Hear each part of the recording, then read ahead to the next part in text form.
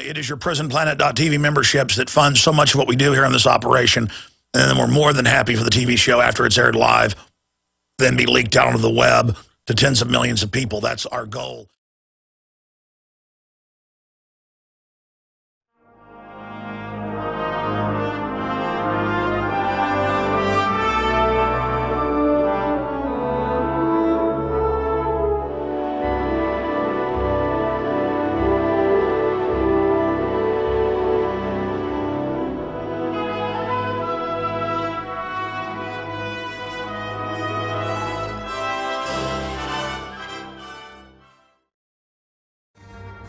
This is going to be an ultra important radio broadcast today, the 13th day of May 2013. I am your host, Alex Jones. We've got Paul Joseph Watson at the bottom of the hour, and I read the special report that he put together with some of my notes that were added to it. That's why it's Paul Watson and Alex Jones. And I just called him up about 10 minutes ago, and I said, please add some of these hardcore points to the article that we have sources that said we need to go check out Google's connection to Bilderberg years ago. And those same sources said, hey, this is a special meeting going on.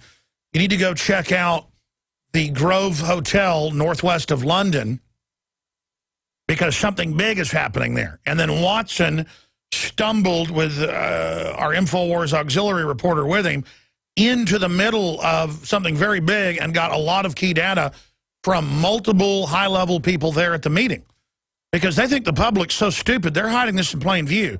Guard shacks being built, Google people scurrying around.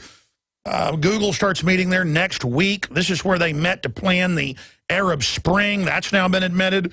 They were bragging about that. And the torch is being passed by David Rockefeller and others to Schmidt of Google.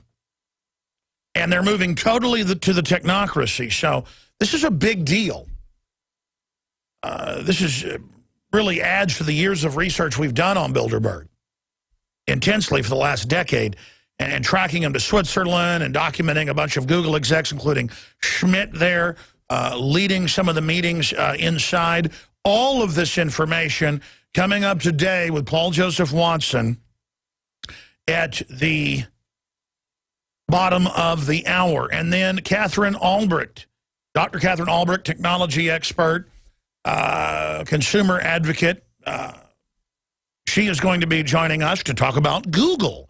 I set her up last week, but basically canceled her, had her on for like 10 minutes instead of an hour because of Benghazi Gate on Thursday, moving her to this week to talk about Google. And sure, we know Google's big. We know that they want to be the internet. We know that they're dominating on so many fronts, but do we really understand it is to be the technocracy, the digital skin? It's the group allowed to break into your computer without warrants and steal all your data. It's the group sharing all of your data. It's the group created by the CIA and National Security Agency. It will absorb the old real web, the organic web, and force you onto its controlled web. That's part of Internet 2 plan. Oh, you can be on the old internet that's falling apart and shut down, but Google won't let you access Internet 2, run by them and the government globally, governments with 100 times faster internet. That's what they're designing. That's what they're setting up. That's what they're rolling out. So, bottom of the hour, Googleberg. This is the most important meeting of Bilderberg in its 60-plus years since they first met in 1954 officially, and that too had a bunch of lead-up meetings, meetings during and meetings after. This is a mega jumbo realigning metamorphosis technocratic meeting, and at the meeting they have a sculpture of a human skeleton being absorbed by a computer. That photo is up on Infowars.com. The article is red-linked. Googleberg. Google merges with Bilderberg. Googleberg. Google. Taking over the planet. Googleberg. Global elite transforms itself into technocratic revolution. Googleberg. Global elite transforms itself for technocratic revolution. Authoritarian, anti-democratic power networks are being rebranded as trendy philanthropic style groups. And again, Watson has been working on this article 4 days. We'll be right back, ladies and gentlemen, on the other side. Ladies and gentlemen, thank you so much for joining us. It is the 13th day of May, 2013. We are going to be here for the next 3 hours. We have big breaking Bilderberg / Google global governance news. We have Bill Gates, who frequently attends Bilderberg, but also the head of Google, Eric Schmidt, also has been videotaped attending, as well as Zuckerberg, the head of Facebook, planning that pump and dump 2 years ago in Switzerland with the stock. But from our sources and on-the-ground confirmation, we have confirmed that Google is basically running Bilderberg 2013 and meeting several weeks in advance at the same hotel where Project X of the OSS was run during World War II. Now, why do globalists not meet at government compounds? Because that could be under surveillance. Government people could blow the whistle. When you have these criminal networks meeting, they do it outside of government, but use local police as their security force. And the mayor of the local town of Watford, northwest of London, it's an elitist area, has come out and said, oh, horrible protesters, I'm sure they'll be violent, horrible people. I've got her quotes here in the paper. But I still feel honored that we're prestigious enough to host this Bilderberg Group conference. So she's saying it's prestigious, horrible rabble coming to protest it. She hopes they can be stopped. Watford Mayor, Bilderberg protesters can and do cause violence and disturbance. And that's the actual quote. And then she goes on to say, oh, thank goodness we're prestigious enough venue. It's, quote, very good. The Grove has been deemed a prestigious enough venue for us to be able to host it. But it's horrible that vicious people from all over the world are going to be traveling here as royalty and world leaders meet in secret with robber barons, carving up the world. Oh, it's so terrible that an alternative press dare cover it. So, see, she's in a local paper going, oh, yeah, you know, global government's coming here to meet in town, horrible rabble. I guess she didn't get the memo. Bilderberg Group doesn't exist, the New York Times says. When I covered it 5 years ago when no one could find Obama in D.C. with Hillary, we knew they were there. Secret Service came in. We confirmed we were there. I called the press, the mainstream press, and they said, we're not coming to that. The Epoch Times covered it, and that was it. And so the New York Times a year later came out and said, oh, there's a film about it called New World Order. Alex Jones was in a hotel parking lot imagining global elite were meeting. He imagined there were 2 billion bullets. He imagined the IRS was persecuting Tea Party groups and patriot groups. He imagined government documents 4 years ago given to him by state police and federal marshals, more than 8 different documents where they said returning veterans, gun owners, libertarians, conservatives would be the new terror threat, not al-Qaeda. Of course, it all turned out to be real documents, and it's now mainstream news. I imagined it all. I imagined the sun came up this morning. So Paul Watson is going to be joining us, and we're going to be breaking down the biggest developments in Bilderberg's official history since 1954. Oh, and I'm afraid that even if corporate dinosaur media doesn't cover it here in the United States, I'm afraid it will end up getting covered. Oh, I'm afraid so. And that will only hurt your credibility that much worse. So please do what you always do and be conceited, be arrogant, and treat your readers and your viewers like they're morons, Piers Morgan and Rachel Maddow, and watch your audiences dwindle by the week. Rachel, your audience was 800,000 a year ago. It's 400,000 now. Oh, just a year ago, Piers Morgan, your audience was 1 million. Now it's 400,000, trending to be 300,000 in a month at the current plunge rate. Oh, you're hemorrhaging out. But it kind of feels good, though, there in the last minutes politically of your waning star, because the endorphins flow and you kind of enter a type of rapture politically as you die politically. It's like roaches. If you spray them with poison, they run around euphorically for a few seconds before flopping on their backs. Oh, Piers Morgan hopes for CNN talk show to rebound like a dead cat bounce after getting beaten up in the ratings. It was like an explosion when I went on his show January 7th. Suddenly, 2 million viewers. We only had about 600,000 then. Again, a few months before that, 1 million. And it exploded, and for about a week or so, he had 1 million, and then 800,000, 700,000, 600,000, 500,000, 400,000. It was like an explosion, like he was an attack frigate orbiting above our city, and we blasted it with heavy guns, and it exploded. Everyone look at oh, he's big.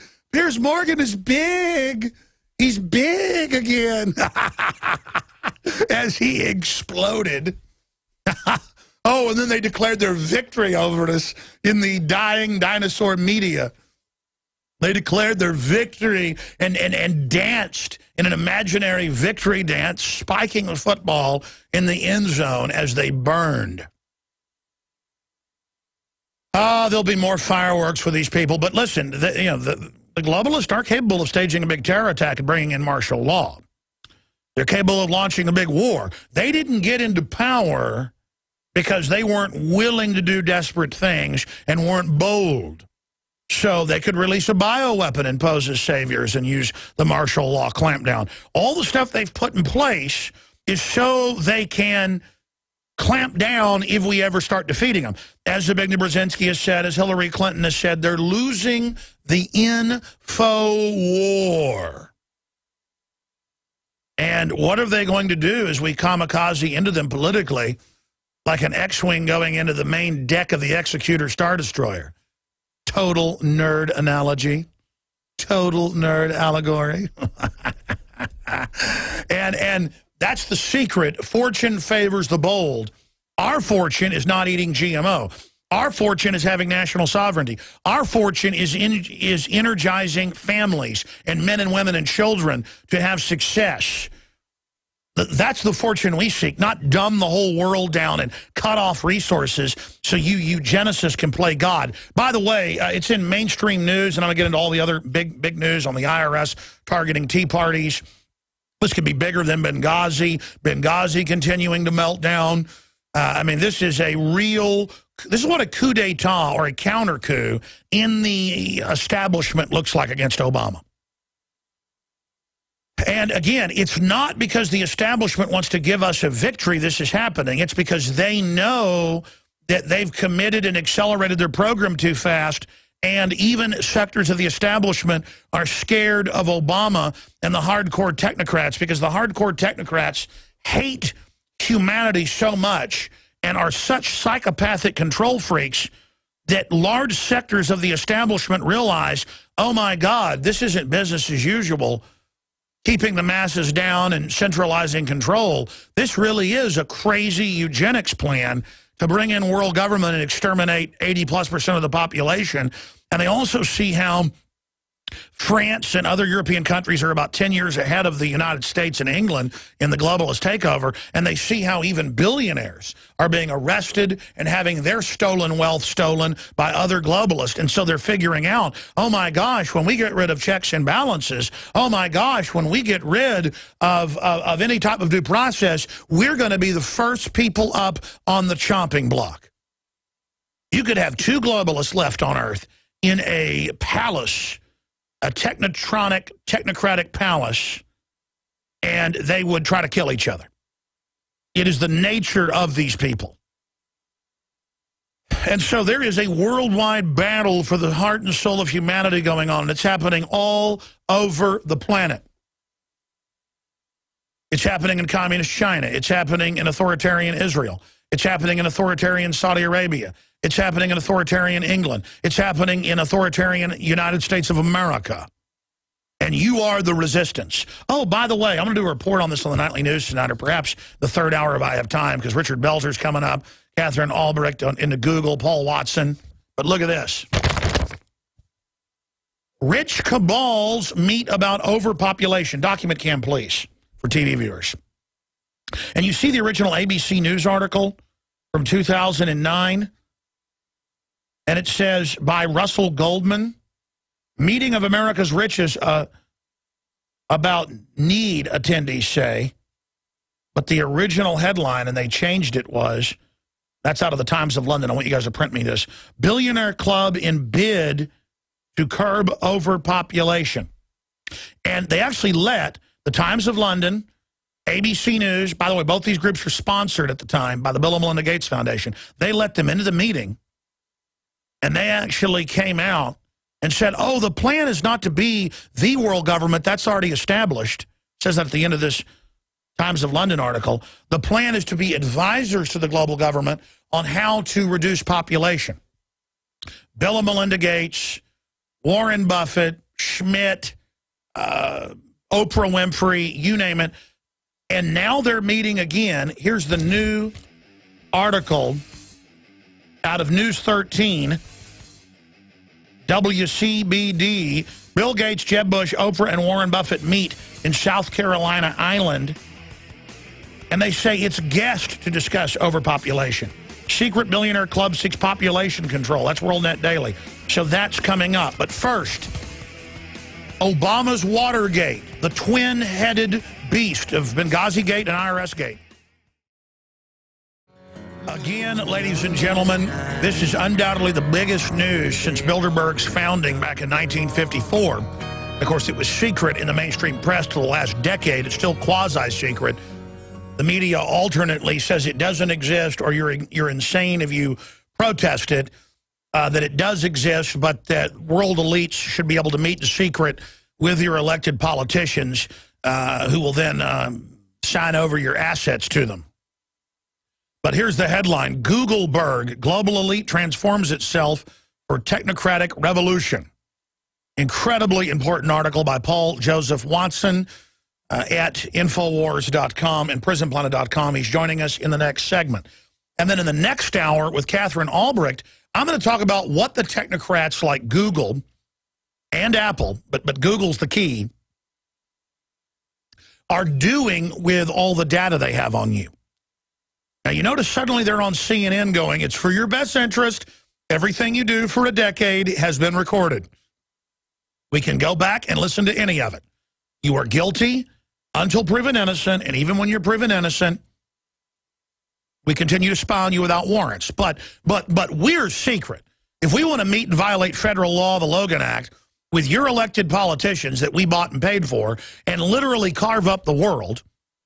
I mean, they had meetings in Turkey, we got some of the minutes of, about how they were going to shut down power plants all over the United States 5 years ago. And they did it.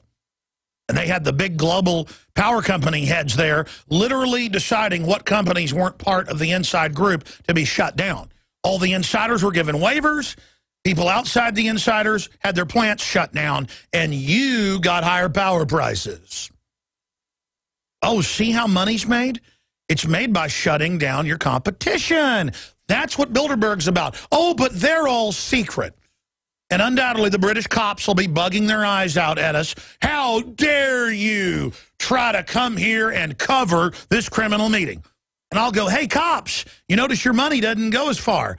Hope you enjoy having your pension funds taken. And I'll pull up on an iPad articles about British civil servant pension funds already raided. And I'll go, oh, and the cops, because I did this in Virginia last year, the cops go, really? And by the end of it, the cops are patting us on the back going, yes, you're absolutely right, they're criminals. You will figure it out. And it's better to figure it out now before they fully robbed all of us instead of later. Now, speaking of that, I have told you, and we've not tooted our horn yet, we ought to dig the articles up, I have told you for over a decade, it doesn't matter when Republicans are in office, because the bureaucracy is a bunch of collectivists. Most people in government, as you know, are communist or socialist. They don't understand they work for big mega offshore banks. They just know they get their chicken feed. And I have known pastors that have been audited because they criticize any type of socialism or abortion. I have known authors that have been audited and told you should. I mean, Tex Mars, back when he was, kind of like a mainline Republican, was writing articles about Hillary Clinton and best-selling books like Big Sis is Watching. And they came and audited him and shut him down, basically, and said, hey, you shouldn't talk bad about Clinton. This is back in the late 1990s. And so many people say, hey, I don't want to mess with the government. I'll get audited. When you act like that, it's over, folks. When you act like that, you have no future. When you start controlling what you say because the government might come after you, everyone then shuts up and goes along, and then you get a tyranny. Freedom is when you stand up against these people. And the illegitimate collection agency for the private Federal Reserve. We didn't even have an income tax till 1913. Most Americans weren't even eligible to pay it till the 1950s.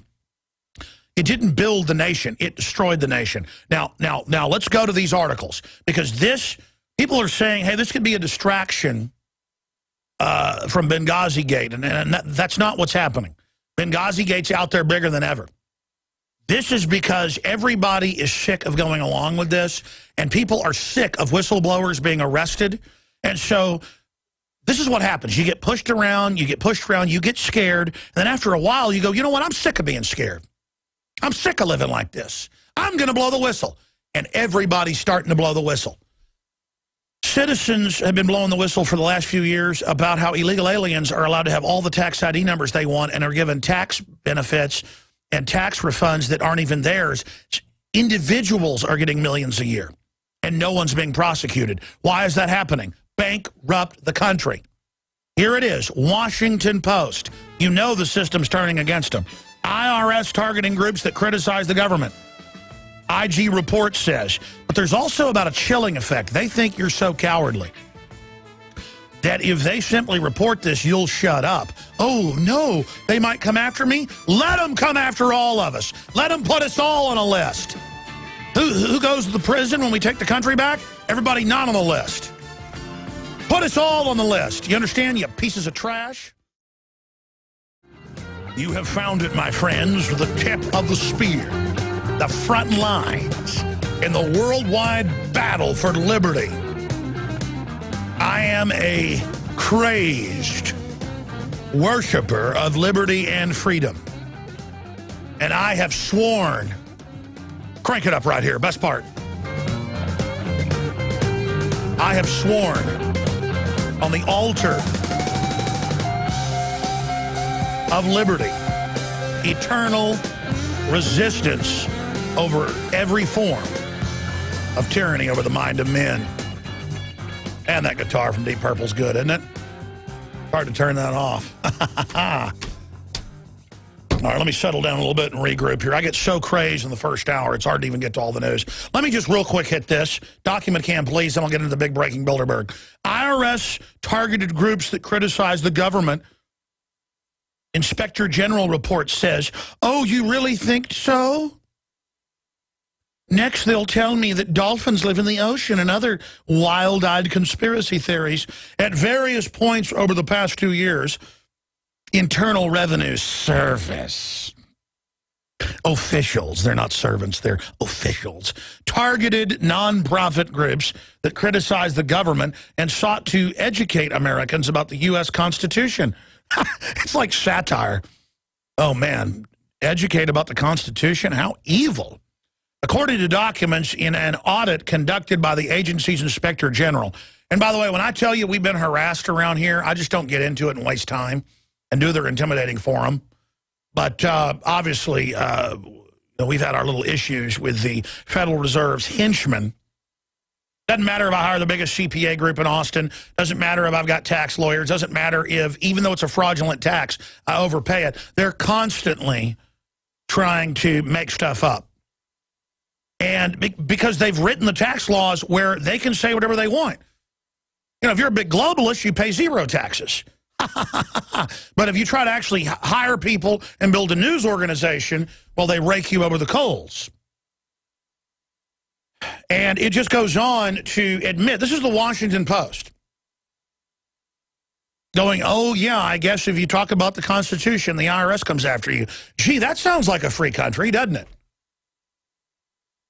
Yeah, folks, they teach the police that Christians are terrorists and that they've got to, quote, prepare to confiscate their guns. And that made the state police a month ago flip out and go public in Colorado. See, they went too far. Imagine FEMA meetings. And the Christians, we may have to confiscate their guns en masse. And the state police were in the local news saying, is this a joke? Are you joking with us? No, no, no, no, no, no, no, no. State police all over the country, you've been federalized, and you've signed on now to go after people that are real Americans. So you're either going to follow your orders and be on the wrong side of history, or you're going to do something about it. And that just means say no. Blow the whistle. Speak out. Remember, they had all those sheriffs in Colorado. They're really trying to use Colorado as a test bed, and they said, oh, we're not going to enforce the state law. And so they introduced a bill that said, well, we'll have the Secret Service come in and enforce this and go after sheriffs. And then everybody got upset about that, so they ran headlines saying, conspiracy theorists say the Secret Service will go after sheriffs. You mean the bill they're trying to pass in the Colorado State House, sponsored and pushed by the Justice Department? We got foreign governments, foreign corporations, and the federal government, that's a foreign corporation basically now, an occupied group, trying. They've got bills introduced in Texas to guarantee 90% occupancy in private prisons. It's a business. And this could bring them down, ladies and gentlemen. But again, I saw an article going, Obama doesn't care if there's controversy. He doesn't care. That's them trying to act, tough with bravado. Now, there's the Fox News headline, Colorado sheriffs plan lawsuit challenging state gun control laws. Oh, really? Will the Secret Service wear black sunglasses and suits? Aren't you scared of 007 sheriffs?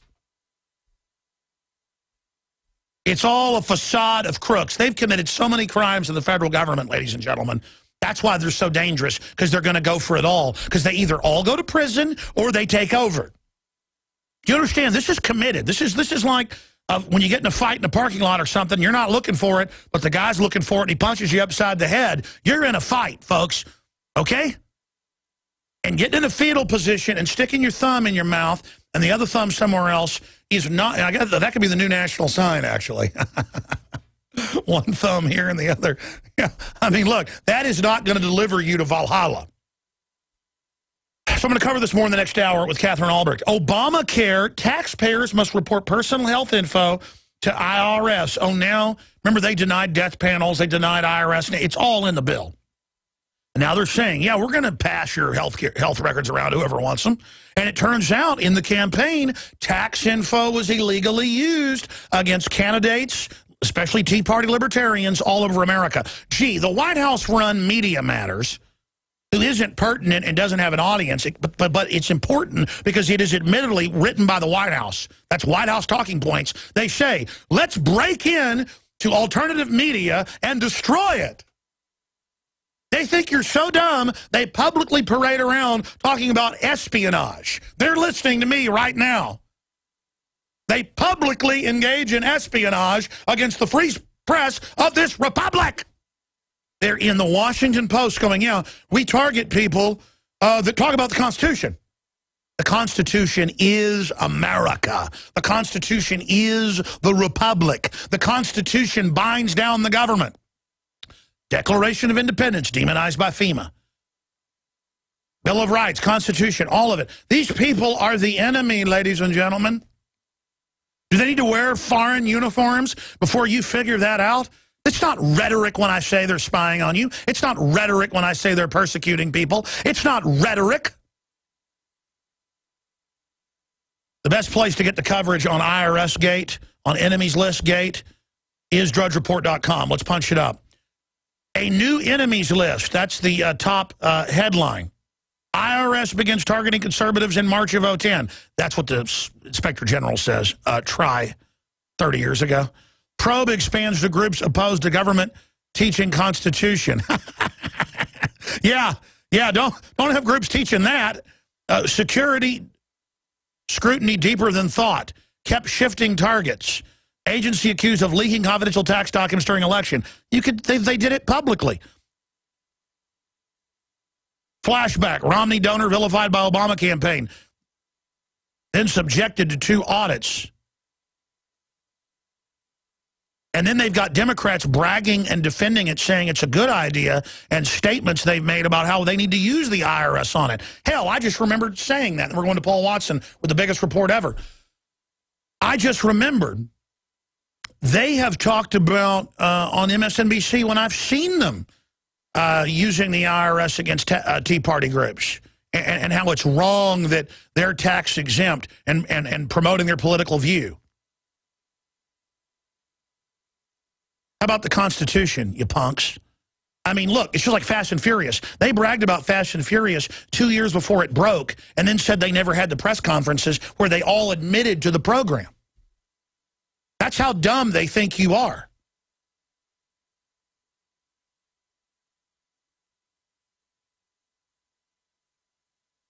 Ladies and gentlemen, the administration is going down unless they stage a terror attack. Rand Paul declares Obama is working with anti-American globalists to basically overthrow America. Yes, yes, yes, yes, yes. That is what is going to beat them. The truth. Their attack is so outrageous, so over the top. We're going to Katherine Albrecht at about 15 after. Let her know. Keeping Watson until then. Their attack is so naked, so brazen, so out in the open that people don't respond to it properly because it's hard to believe it's happening. And they're like, oh, he's discredited. No, he's not discredited. His star politically is shooting up like a rocket because he's telling it like it is. Same thing, Ted Cruz. And they go, oh, Ted Cruz is discrediting conservatives and libertarians. No, he's not. He's energizing them.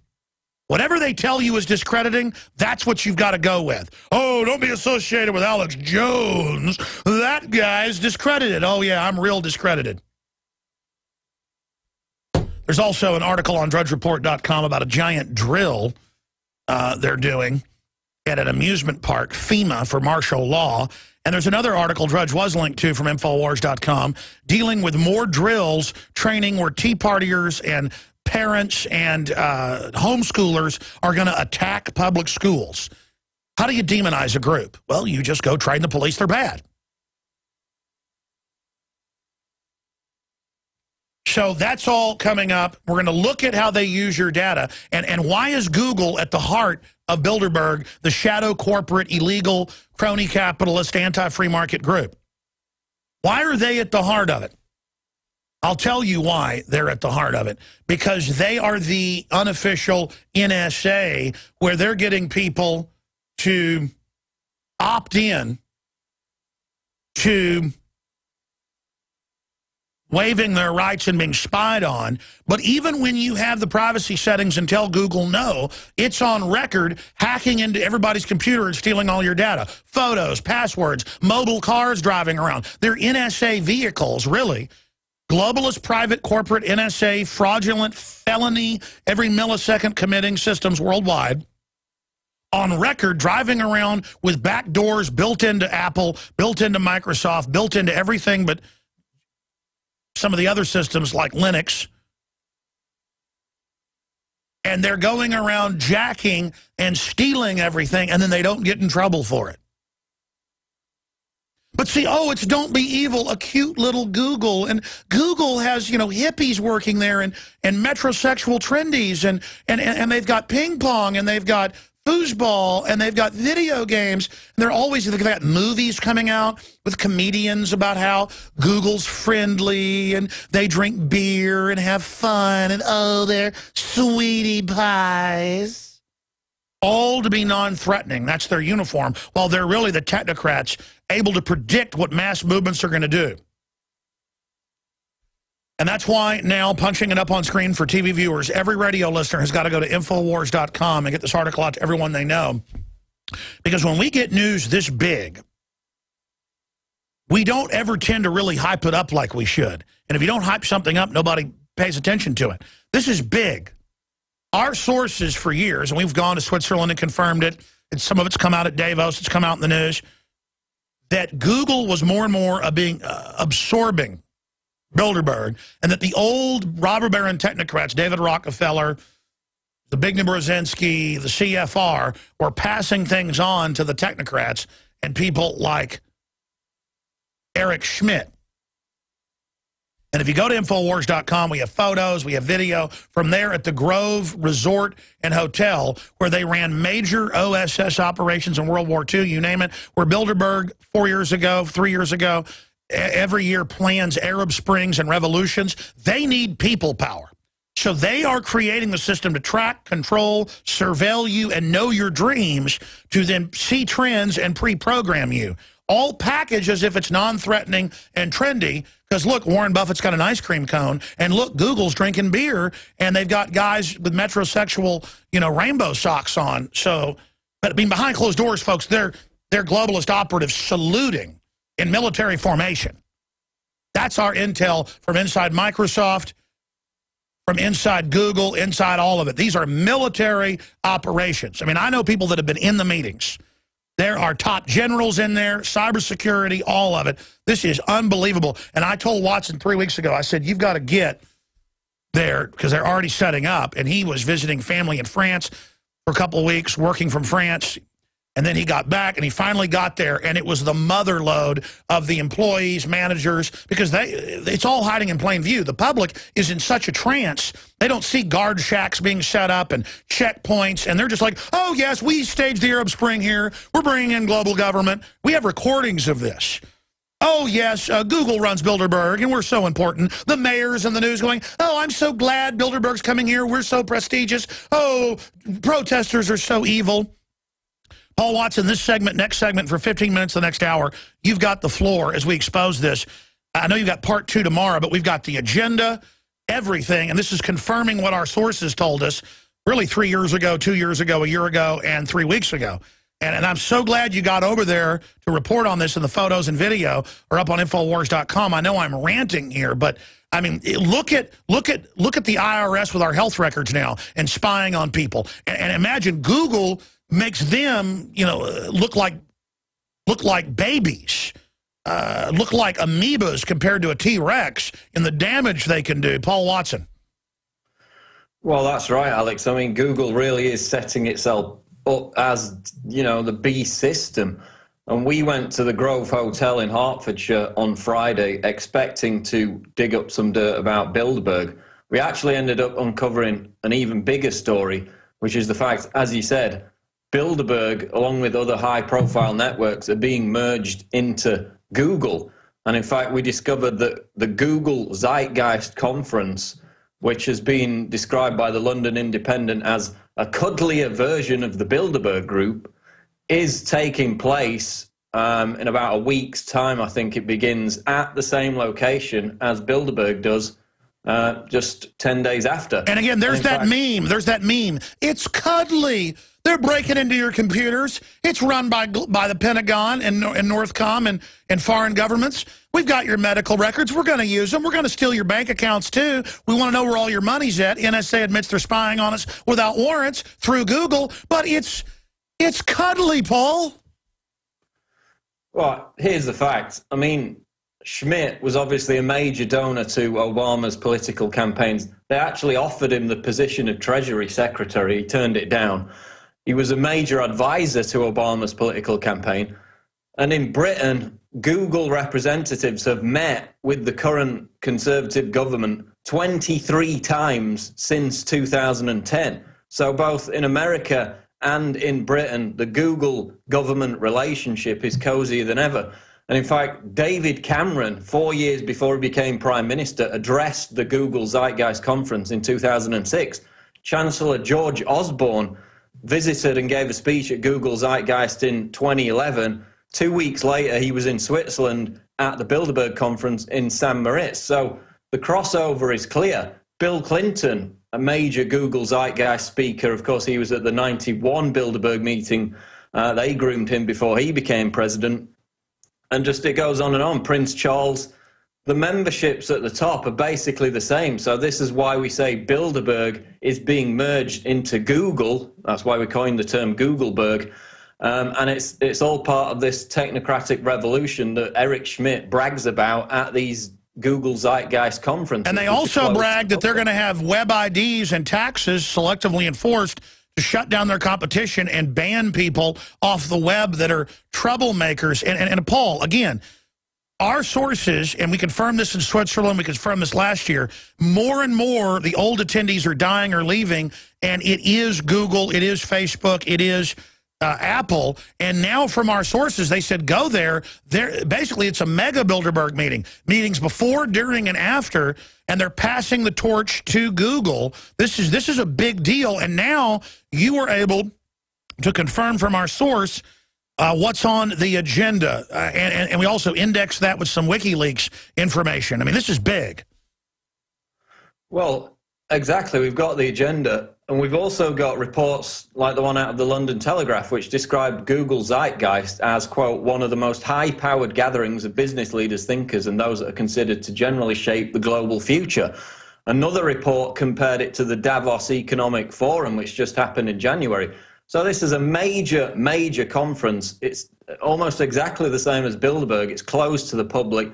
The hotel has to organize with state security to protect the function. The public aren't allowed anywhere near it. And yet, hardly anybody knows about it. People have started to lift the veil from Bilderberg, which is probably why they're trying to merge it into these, as you said, trendy metrosexual groups. I called it the rebranding of authoritarian anti-democratic power networks into trendy philanthropic style forums, because that's exactly what it is. If you go and watch the Google Zeitgeist speeches, there's a YouTube channel where they release what they want to put out there. It's basically Eric Schmidt saying, look, we know people are constantly glued to their smartphones, but that's not enough. I mean, even though all the studies show it's making people desperately unhappy, it's literally rewiring their brains.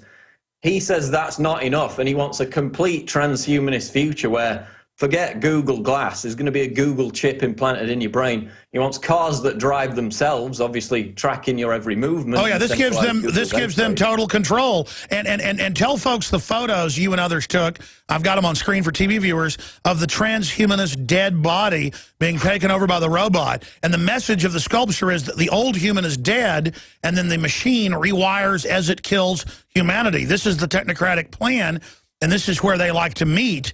I mean, this is unbelievable, all the videos and photos you've got in your report at Infowars.com. Well, the hotel is surrounded by a vast, sprawling estate, 300 acres, an 18-hole golf course, and these beautiful gardens, but they're full of these weird statues. As he mentioned, one is a half-human, half-skeleton crawling out of a pond. There are other kind of transhumanist statues in that garden. And just the whole place is very strange, to say the least. It's extremely ornate and beautiful. Inside, we managed to get a look at some of the conference rooms. Actually, in the major conference room in the hotel, you could see they were rigging up something in the roof. They were obviously setting it up for a major conference, which is probably the Google Zeitgeist. But one of the hotel managers actually told us that they've got 4 or 5 major conferences coming up in May, June, and July. One's Google, one's Bilderberg. We don't know what the others are. But this seems to be a central hub for the elite's agenda in Britain. It's literally about a 15-minute drive from Heathrow Airport. So the word we got is that look at this. It's bigger than Bilderberg. There's a merger, and that they're basically permanently moving into that area because it's surrounded by the old OSS, MI6 command bases in the area. Basically, that entire area has been a globalist command base all along. Yeah, in fact, on their own website, they brag about how people have been eating and mating there for 9,000 years. So it's obviously a very sacred place for them. And it's a routine haunt of celebrities and global elitists.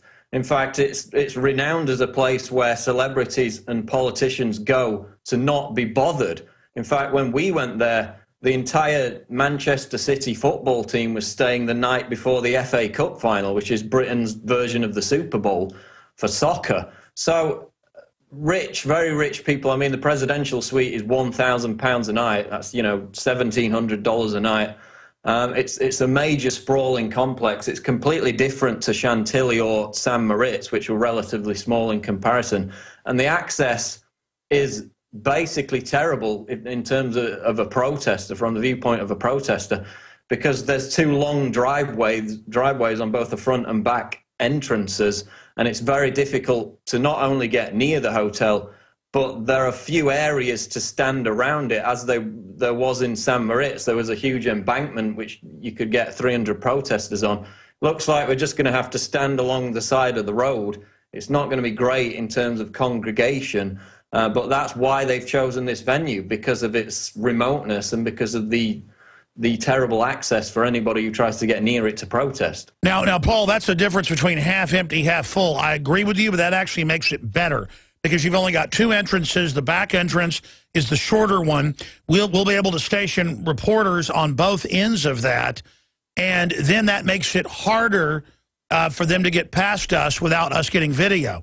We've also got to get the red filters for all the cameras, folks, so you can shoot through the tent, or your cameras won't catch them. But if you put a red filter over your camera, you will have them. Just a little tip to all the demonstrators and people. And I've never seen such demonization by the mayor, this woman, saying, oh, they're so royal, we're so lucky to have them coming here, but the rabble undoubtedly will be violent. Scum protesters. I mean, I can't believe she's in the... Plus, I thought Bilderberg didn't exist. Usually they just say, oh, there's insane people imagining the helicopters landing and the troops.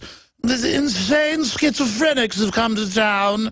Because instead she's like, this rabble, I'm so glad that... And thank God we're elite enough to have them, though. I'm so honored. I'm sorry, Paul. I'm shifting into my Englishness for a moment. Well, I mean, she's come out and basically demonized the protesters as being violent. There's never been a violent incident at a Bilderberg protest. There was some weird thing in Switzerland where they tried to frame up some people for a bomb threat, which turned out to be nonsense. Yeah, that was staged. That was staged by their people, yeah. That was an excuse to move everybody back. And they'll do that here, too. It's for your safety. Get back there, mate. I'll have to arrest you and have you deported. We're protecting criminals inside, busy stealing our pension funds and overrunning the country with third world populations. Now get back, you Yankee scum. I'll have to show you a little bit of the power of the Royal Guard Brigade. And a delicious scotch to quaff it down and deal with the troublemaker. Look at that pumpkin-headed Yank. That's the one, Alex Jones. I want you to know, young man, we'll be watching you continually while we protect the transhumanists putting cancer viruses in our children's shots. All right, Katherine Albrecht is going to be with us about 10 or 15 after. Paul Watson is with us, breaking undoubtedly what is some of the biggest Bilderberg news ever. Google is merging with it. I mean, we know they've been merging, but now they're officially merging it with a total surveillance grid. They're demonizing demonstrators. Here's the Watford Observer. For new listeners, the Bilderberg Group is one of the top globalist crime syndicate meeting places where they buy and sell our politicians in violation of federal law. The Grove Hotel, set to host Bilderberg outside London, one of the most elite hotels in the world. Watson went and stayed there Friday night, and she talks about how, I'm worried about violence. These protesters are always violent. But she goes, I feel lucky that we're elitist enough to have them.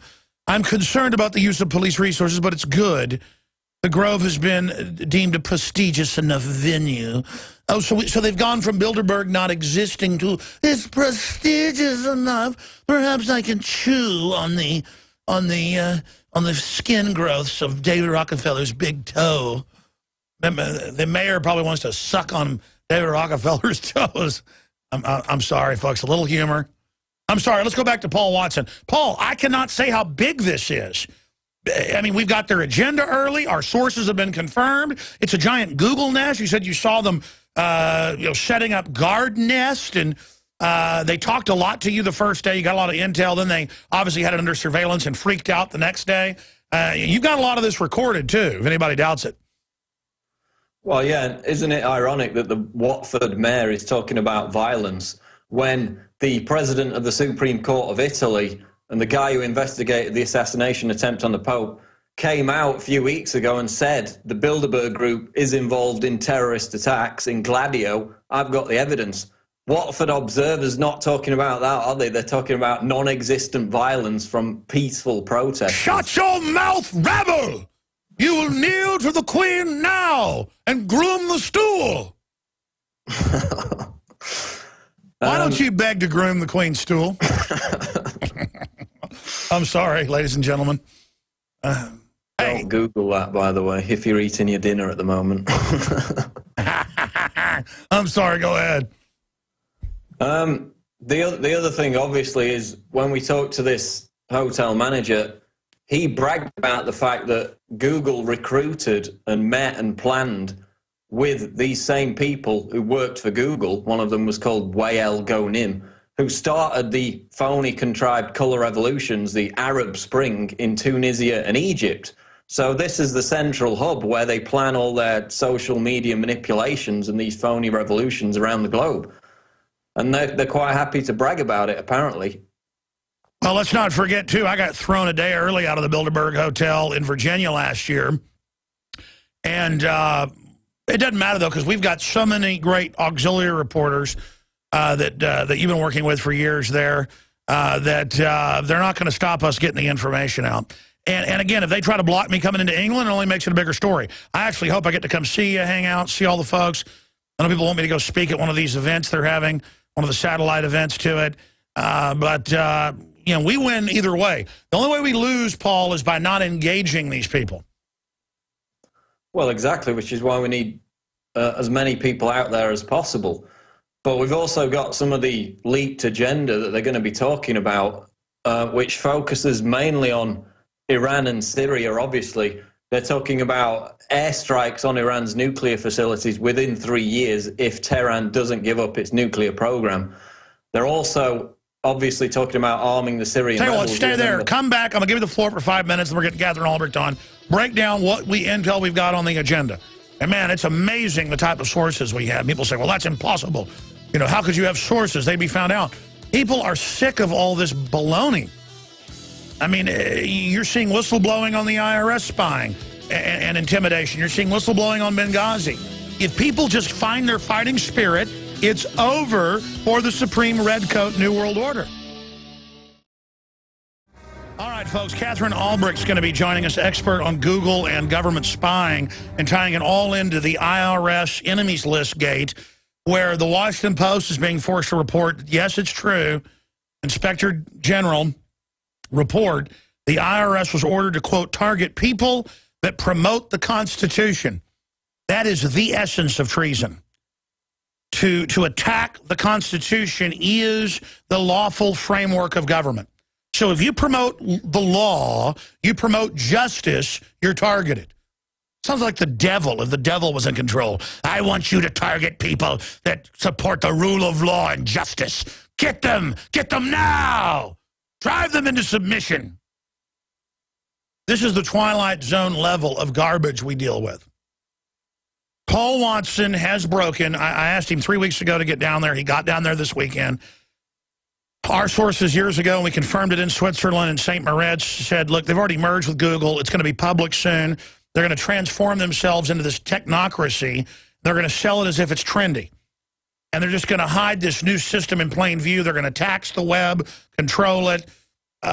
This is the future. We sent Paul and another reporter in. I'm not going to even name all the reporters because I don't want them getting identified and shut down when we try to go back into the hotel. And outside London, probably one of the most expensive and elitist hotels in the world, the Grove, they are having the Google meetings before and after and during Bilderberg. So it's totally transforming itself into Googleberg. And this is private corporate interest setting the agenda and running our governments. They're the ones that control the central banks. They're the ones calling for $100 trillion every decade in new taxes paid in carbon taxes to them. They're the people trying to organize and run your life. They're the ones that want to reduce population numbers. We've got articles on that today. Paul Watson, tell us what we learned from our sources inside the Grove, but also outside, confirming in just triplicate the intel we had and documents we have. Tell people what's in the report up at Infowars.com on Googleberg and where all this is going? Well, first off, it's not that snobby inside the hotel. The actual staff are really friendly. So I'm guessing when Bilderberg members are rude to them, which they habitually are, then they'll want to, come back to us and maybe tell us about it. But we got on well with all the staff. They were really nice. So it's not as snobby as you'd imagine. But with regard to Google and Bilderberg, there's two terms that they're throwing around right now, which they'll be throwing around at the Bilderberg conference. One is cyber resilience, which means cyber security, which means more state control over the internet. Of course, all the major cyber attacks have been launched by the US and Israel and then used as a reason for cyber security legislation, even though they're behind the attacks. Another one they're talking about is, quote, digital wildfires. They're scared stiff about losing control over the flow of information, and they're actually talking about setting up a ministry of truth for the internet, which was the same thing advocated by Bill Clinton, Bilderberg and Google Zeitgeist member back in 2011. So they want an organization that vets what can be published on the internet as news as part of this agenda to stomp out the, quote, digital wildfires. And by the way, Google delisted us from Google News, 4 years ago? So, and they've done all sorts of stuff to try to delist us. They're now trying to say that our sites can't be, visited. They're not safe when it turns out it's Google software doing it. I mean, these people are simply amazing, and they want to be the internet. They want to decide. That's their answer to the people's revolution of information is total control. It is outrageous.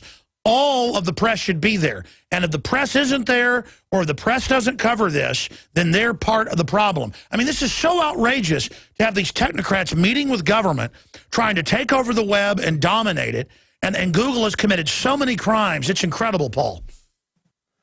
Yeah, and then the media comes out and says, oh, it's just a talking shop. Well, that's not correct, because the former NATO Secretary General, Willie Claes, admitted in 2010 that Bilderberg attendees discuss and come to a consensus, and then they're told to implement those decisions in their relative spheres of influence. So they go there, they agree what they're going to do, and then they implement it. And he admitted that in 2010, and he was a member.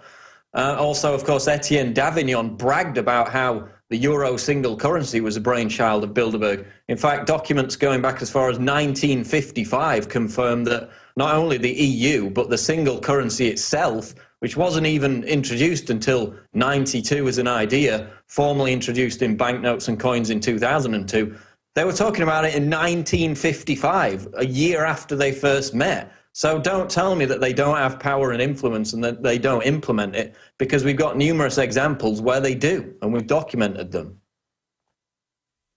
You're absolutely right, Watson. Wow. Now, as soon as you leave us here in a few minutes, we're getting Katherine Albrecht on. But anything else you'd like to point out that's in this big report with videos, photos? This is a major investigative report. You should probably just add a note at the top.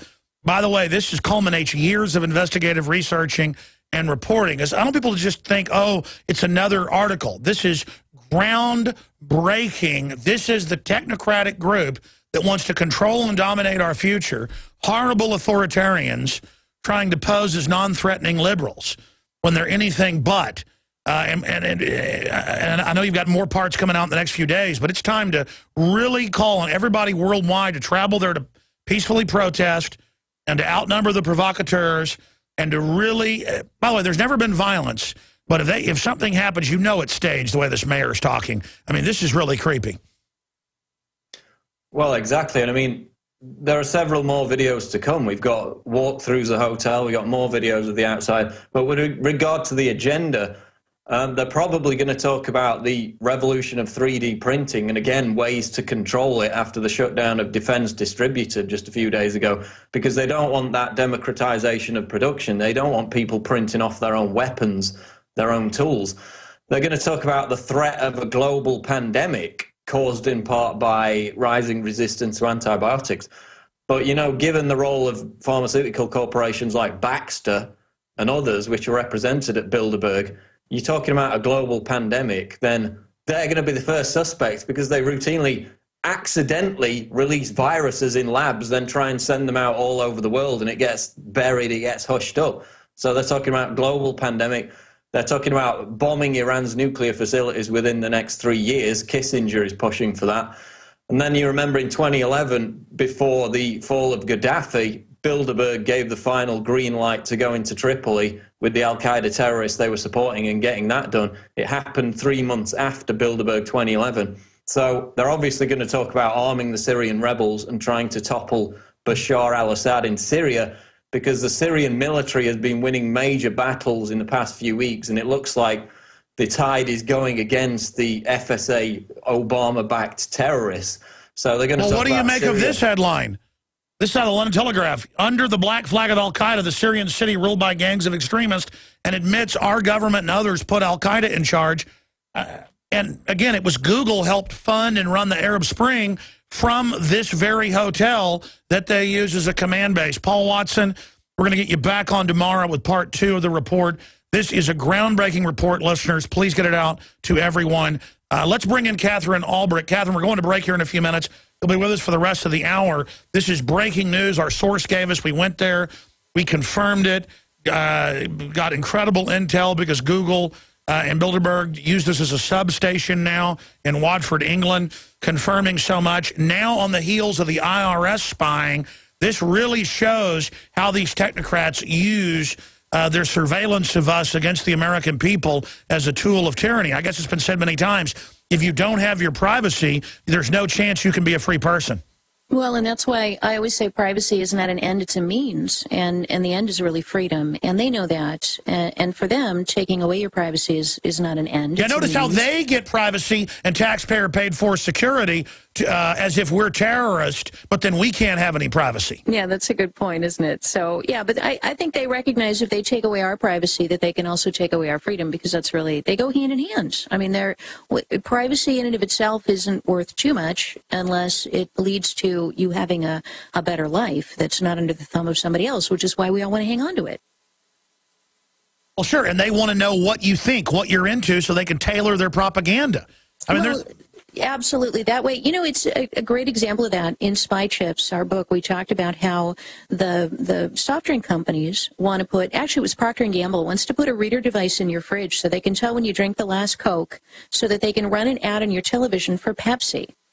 And once the cable TV, you know, they just send an ad going, hey, the person on, you know, with this account number needs to have an ad for Pepsi right now. And then they can follow up and see how well the ad worked because they're and then that conditions you that it's all non-threatening, as the former CIA director said, your refrigerator spying on you. They're just mainlining it like it's cute and funny. And that's what our inside sources have told us. And then they actually do that via PR, confirming our sources. They're like, oh, we're sweet, though, when we spy on you. It's market research because, and it starts off with products, and then it works its way into worldviews, because what you do, as soon as you can figure out, all right, you're in the market for soda, let me see if I can get you to switch to Pepsi. Let me try these 5 different ads. Oh, that one worked. Okay. So now I know in the future, anybody with your demographics, I'll run that ad. Look how effective that is, and they can follow up and see if it worked. And you can do the same thing with people's political views, their worldviews, the things they care about.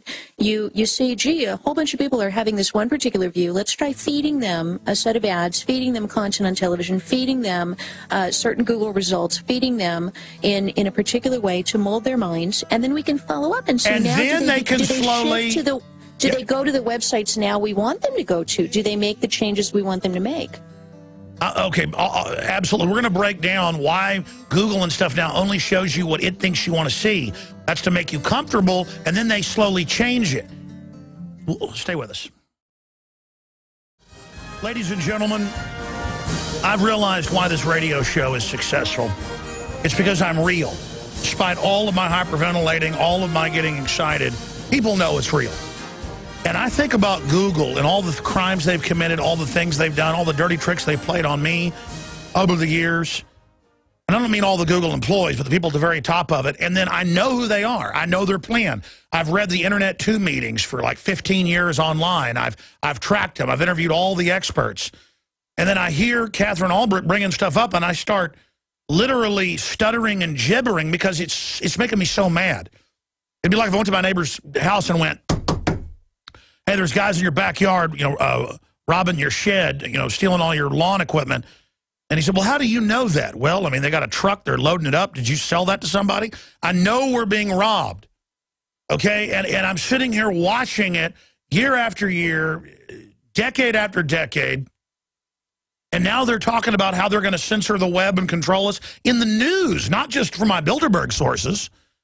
And they're using all our data, and they're surveilling us, and they are tracking us, and they're bad guys.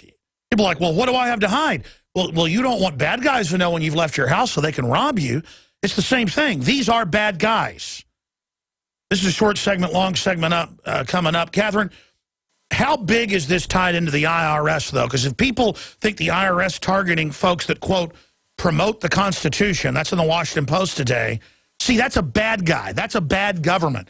Because the Constitution binds them down. It's like WikiLeaks has the quote of Kissinger in a letter at Bilderberg saying, the illegal we do immediately, the unconstitutional takes longer. These are criminals. So, of course, they're saying, go after people that want to bind us down with law. Katherine Albrecht, again, Harvard-educated doctor of science and technology and policy, joins us. How big is this IRS thing tied into this? Well, where are you going to find the people? You know, this is really what it comes down to today, because in 3 generations ago, even 1 generation ago, if you wanted to figure out who are all the groups who hold these particular views, then you would go to, I don't know, the IRS, the FBI, the NSA, the CIA, the local police department. Where do you go today if you want to figure out who believes what or who thinks what or who holds what views? You would be stupid to go anywhere other than Google. Because what Google really is, and this is when it finally hit me, Alex, and all of a sudden, like, all these years I've been kind of trying to understand what Google's all about, just crystallized for me, is back in the 1980s, I have an undergraduate degree in marketing, international marketing, and this was before the internet, and all my professors said, you're never going to be, your biggest challenge is in marketing is market research, because people won't tell you what they're thinking about, right? So if I were to call up somebody listening to the show right now and say, hey, listen, I'm a market researcher, just have a bunch of questions for you. Do you have 20 minutes for me? They'd say, first of all, no. And I'd say, no, really, just bear with me, please. Do you have erectile dysfunction? Ever fought with your spouse? Do you have any, sexually transmitted diseases? Dealing with bankruptcy? Maybe you're, maybe you've got a kid that's on drugs. You would say, take a hike. I'm not answering any of that stuff. It's none of your business. So what Google has hit on, and once I finally understood this, all of a sudden everything clicked into place, is Google is not a search engine. They are not an information provider. They're a market research company. And back in the 80s, we couldn't figure out how to get the market research information, but Google hit on the most brilliant thing that has ever, it blows my mind. I sit here in awe of just the genius evil of these guys. What they did was they said, well, I know how we can get people to tell us everything, like whether they've had an abortion or a miscarriage or a fight, or if they had, their deepest, darkest secrets they wouldn't tell anybody. What we do is we just put a little window on everybody's computer in the privacy of their own homes with the shades drawn. And then we let them type into it everything about themselves, and then we just capture it all. And I'm sure somebody said, well, how are you going to get them to do that? And they said, well, why don't we just answer all their questions? So the thing people need to understand when you log on, and it's not just Google, it's Yahoo and Bing, because Microsoft's in on this too. They're all part of it. That when you log on and you ask a question, that they are not your mom. They do not exist. I mean, ask yourself, why are they answering all my questions for free? They're not your mom. They have no reason to want to give you anything. They do it because they want to know what's on your mind. Now, once they do that for market research purposes, because that's basically what they do, they sell us to marketers. So I've got a brand new, neon pencil that glows rainbow colors, and I want to know everybody who's interested in rainbow colors who's ever bought a pencil. And Google goes, oh, yeah, I can give you that narrow little niche. And again, the globalists are experts, Catherine, because they always fund their criminal operations with a free market thing, but that's only one sector, as you know, of what they're really doing. You read more of the internal corporate minutes of Google and others that have leaked. I know you know about these. They call it over-the-horizon time prediction or a crystal ball, and they now brag that they can tell the future with an individual 93% of the time, with mass groups 98% of the time. They know you're going to pull over at that steakhouse before you do. This is literally the Eye of Sauron. All right, Katherine Albrecht is our guest. It's also important to remember we are not funded by the globalists. We are not funded by the Bilderberg Group. We are not funded by the New World Order. We are funded by our sponsors that are mainly made in America, high quality, companies. We are funded by you spreading the word. We are funded by you buying books, T-shirts, videos. By the way, I had them go out on the streets of Austin and pull another 1,000, because I put 80,000 on the streets of Central Texas, of the magazine, the May magazine, because it sold out so quick, the ones that we sell in bulk at cost or for the subscription. We've had so many subscriptions come in that we're running out of the ones we held back for subscriptions. The next 12 issues, the May issue, Getting into False Flags, sold out. So we held back some to sell them as singles, but those sold out. So now I've sent the crew out to grab a bunch off the street that we put out last week. Most were already gone. So we've got a little under 1,000 left. You can buy individually with the 3 free bumper stickers inside each one. And then on top of it, I guess it's free if you pick it up on the street. And then we're also going to, again, hold some more of those back for people that subscribe at InfoWarsStore.com to InfoWars Magazine, which is a hard copy. And as print dies, or as they try to kill it, people are really valuing something that is printed, that they can hold, that's glossy, that's filled with graphics and documentation. It's basically a big color book. So again, InfoWarsStore.com, or you can simply call us toll free to subscribe to the magazine, or get Pro Pure water filters with 10% promo code WATER, you name it, at InfoWarsStore.com or 888-253-3139, 888-253-3139. And don't forget, we have the most revolutionary, amazing vitamins and mineral supplements from Longevity, discounted at InfoWarsHealth.com. You can sign up there and get free shipping at InfoWarsHealth.com, or sign up and pay $10 and get a discount as a distributor at InfoWarsHealth.com or InfoWarsTeam.com. There's also a toll-free number there on the site. So again, InfoWarsHealth.com or InfoWarsTeam.com.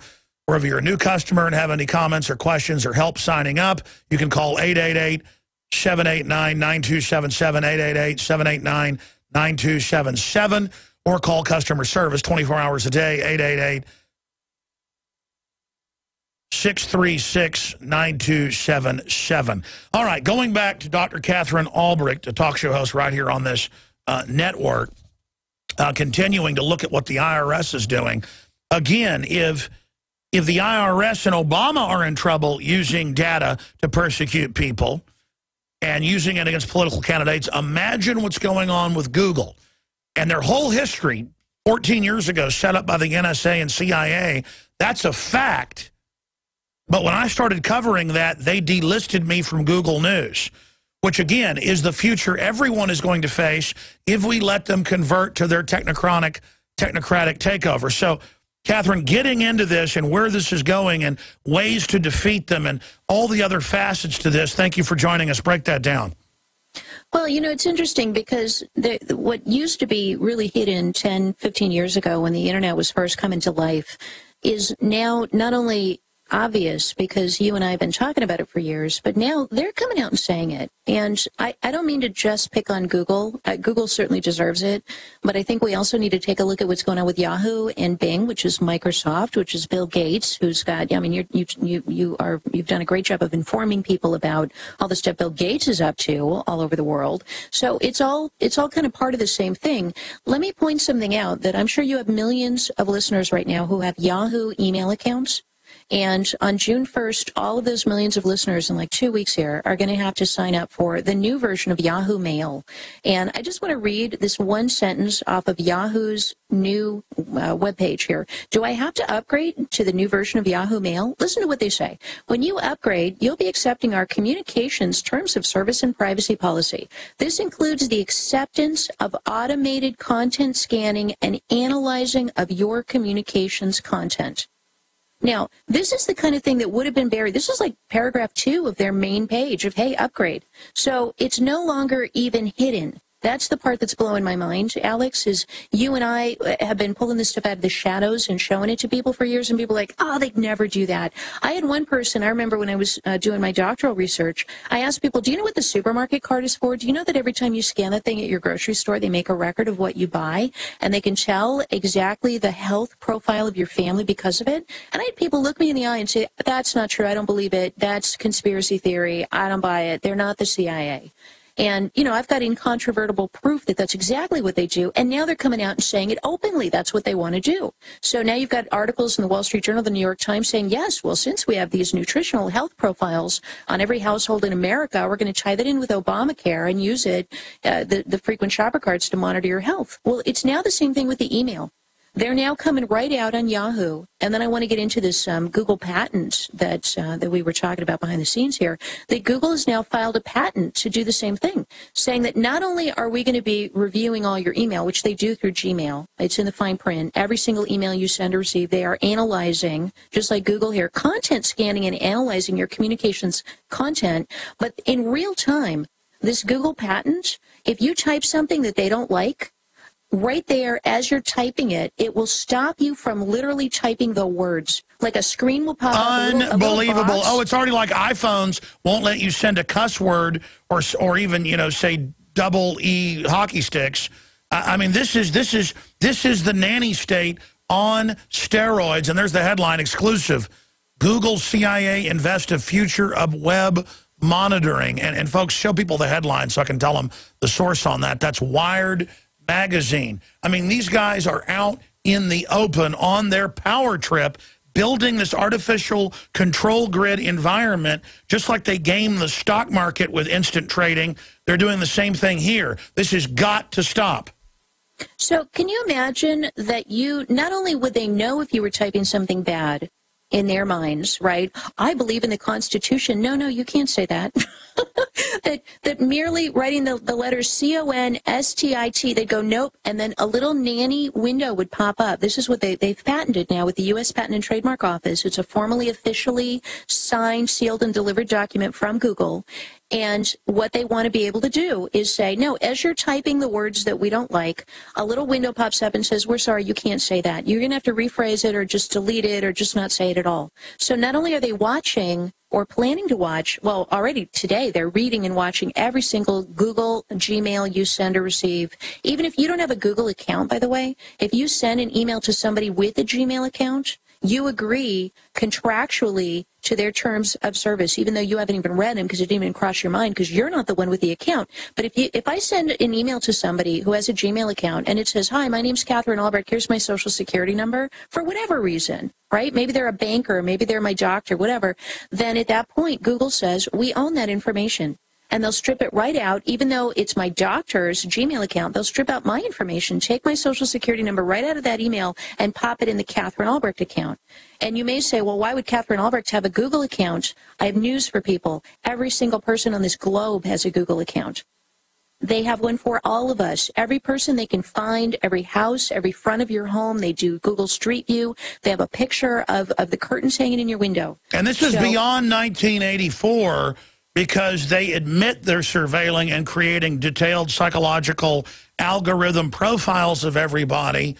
And it's beyond 1984 because your smartphone, your appliances, the smart meters all surveil you.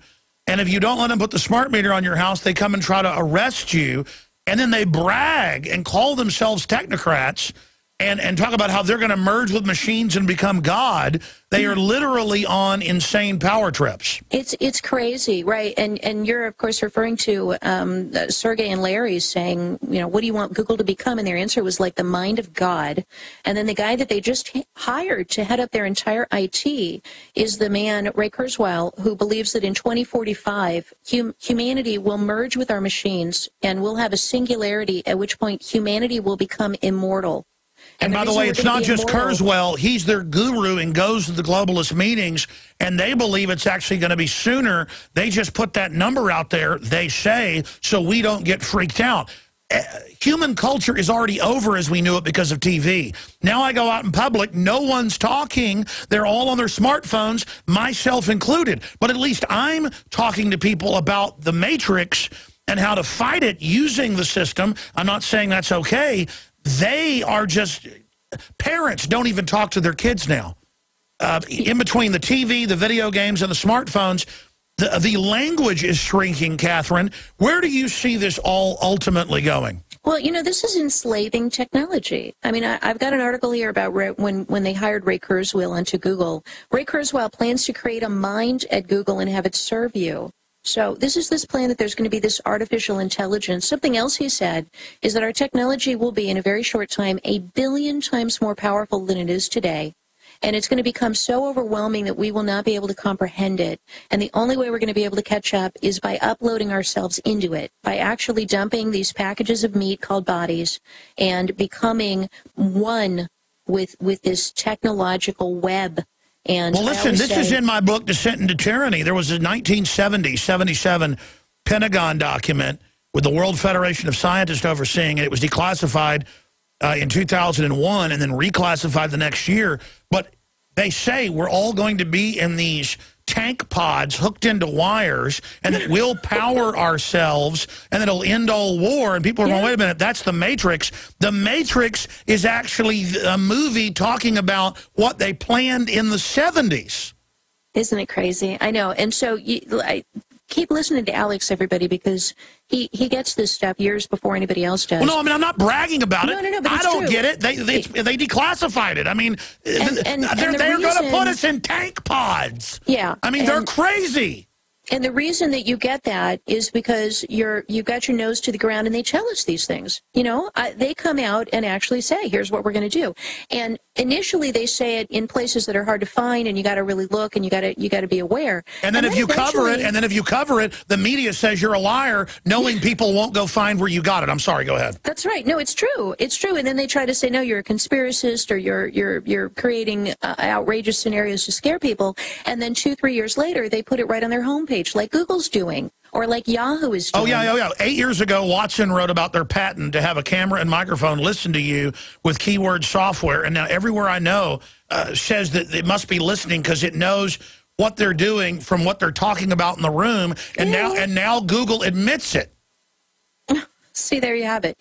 And, you know, like, once again, this Yahoo Mail, you know, this includes your acceptance of automated content scanning and analyzing your communication content. Who looks at that and goes, oh, okay. I mean, this is, let's tie this back to the IRS issue. So we know, because of this IRS thing, that governments, and this is what they've always done, they like identifying their opponents so that they can then single them out and punish them and harm them. And it may be that they punish them with an IRS audit, which is pretty darn punishing, or it may be that they punish them with the black limo drives up at night and disappears half your family members. But governments punish people who oppose their regime. And this is the problem that you have when you are letting them know every correspondent that you have, when you're letting them know every personal thought, because you're sending it all through these email programs, or you're typing all your searches into these search boxes, then it absolutely is inevitable that the government is going to say, okay, well, today it was the people who like the Constitution. Tomorrow I want to know everybody who has a brain in their head. Let's identify them all. You know, that's what they did in Cambodia. Pol Pot killed all of the people with college degrees, and when he was done, he killed all the people with high school diplomas, and when he was done, he killed all the people who wore glasses because he figured that meant that they could read, and when he was done, he killed everybody who could read. And when he was finally done and had killed 1/4 of the population of Cambodia in the 1970s, at that point he said, okay, now let's modernize the country and build dams and bridges. And of course, he had all these illiterate peasants trying to build dams, and they all broke, and it was a disaster. But he identified his opponents at some future, at an eventual point, as anybody smart, because he knew that what he was doing was so evil that anybody with any intelligence at all would oppose him, and so he just killed them all. So this is why you don't want to let government know your every viewpoint, your every attitude, even if it's innocuous, like I wear glasses. Keep it to yourself, because they're going to use it against you. It's inevitable. It's how they work.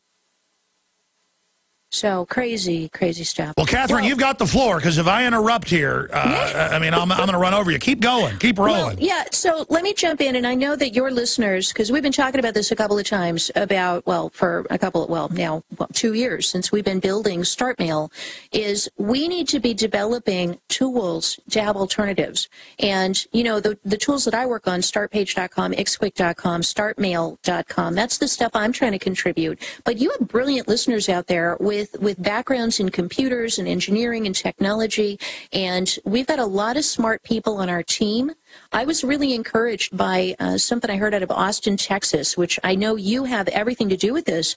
Somebody was telling me that they did a poll in Austin, and 29% of Austin, Texas residents identified not as Republicans or Democrats or independents, but as members of the Liberty Movement. And that's absolutely, you know, your voice and my voice. We're broadcasting through Austin. 29% of people is a revolution. So let's take that 29%, 30%, a third of America is now caught on, woken up and alive and paying attention to this stuff, and we are in an information war. Let's get those people out there, first of all, getting off of these bad tools and onto the good tools, and then second of all, building them. Let's build a new DNS server. Let's build, you know, that doesn't transmit every website you go to Big Brother. Let's build and by the way, we've got to do this soon, because you were going to be on last week, but we had breaking news. Google has delisted us off Google News years ago. Now they're putting out fake reports on Drudge and InfoWars, and even CNET News had to admit it's Google software we're not even running. Google is lying. This is exactly what they're calling for, what Paul Watson was saying. Their minutes at Bilderberg, they're planning to try to bring in a blacklist like the D notices they have in England to block our sites off the web. So can we talk about that and the filter bubble, because they go hand in hand? So most people don't realize that there's this thing called a filter bubble, which is, you know, you think that Google is just going to give you the truth about everything all the time, because we view them, like I said earlier, like mom, right? You go to your mom, hey, why is the sky blue? And she'll do her best to give you the answer. You go to Google, though, and you say, why is the sky blue?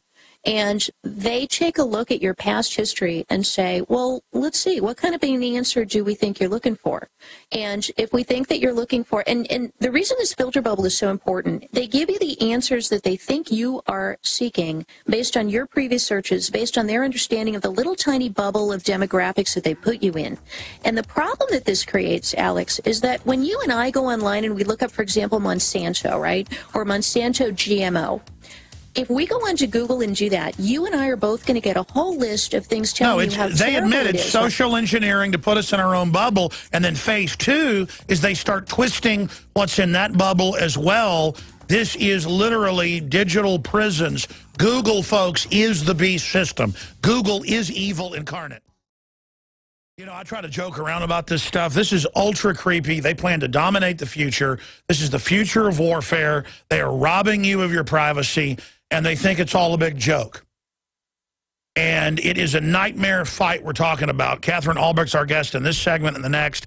Then Richard Belzer is going to be joining us, because he was on during the Boston bombing when it happened, when we said, okay, if there's drills, if there's stand-downs, if the patsies are connected to the FBI and CIA, you know it's a staged event. And then all of that happened. And now we know it was a staged event. And just like I told you, the IRS is persecuting people before this came out. I know a bunch of people being persecuted. I've had a little bit of it.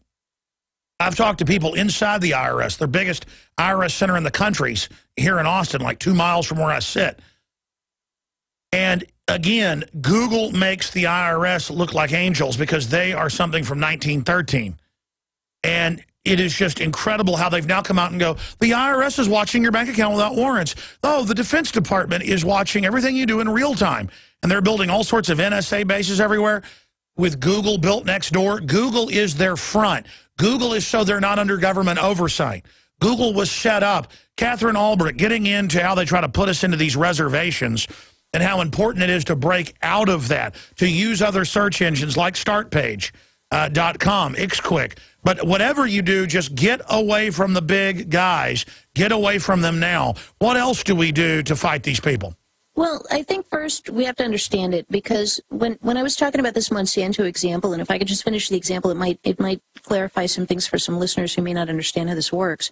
If you and let's say my father-in-law both log on to google.com and you both type in Monsanto GMO food, you're going to get page after page after page of links to like RT.com and all these, environmentalworkinggroup.com, all these different groups that are going to tell you about how bad the genetic modification is, right? You've seen them, I've seen them. Because it knows you're already awake, so it lets you see that. Daddy ain't going to get any of that. That's right. Now, when my father-in-law logs on, he's going to get a bunch of investment links that say, hey, Monsanto's stock is up due to their GMO advancements in Africa.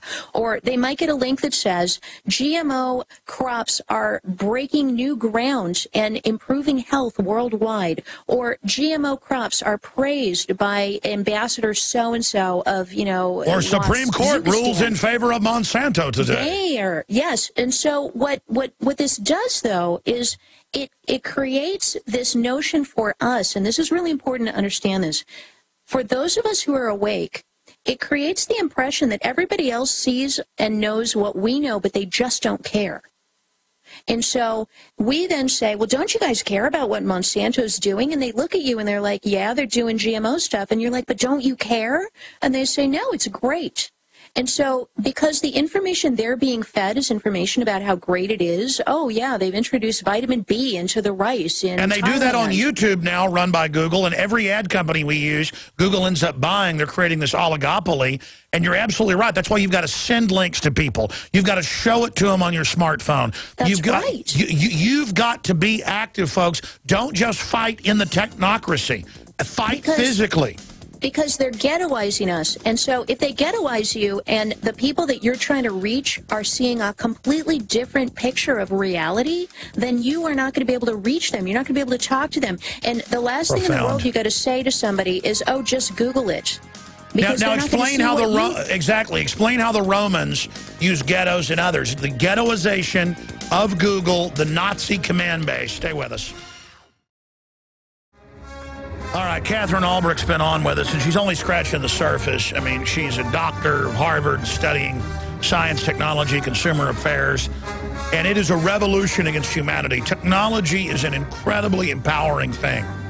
Like a gun. Can be used to hunt, protect yourself, whatever. But in the hands of bad guys, it's super bad. Well, this makes guns look tame. This makes bioweapons look tame because they're able to track humans, study humans, and control us. The globalists see themselves as a breakaway society, and they're creating these internet ghettos the last year where they're killing the viral spread of liberty messages by only serving you your own YouTube videos. I mean, I could tell my wife did a few searches on the computer in our bedroom on tap dancing. She likes to dance, tango, tap dancing. She does it all. And now, I'm on there and it's tap dancing stuff everywhere instead of just anti-New World Order stuff. Now, I do such wide searches that mine isn't as bad, but I go to families' houses or I get on other people's computers and you can see also what they're into. And again, that is trying to keep, this is an ancient tactic. Katherine Albrecht, in closing, explain this to people. KatherineAlbrecht.com.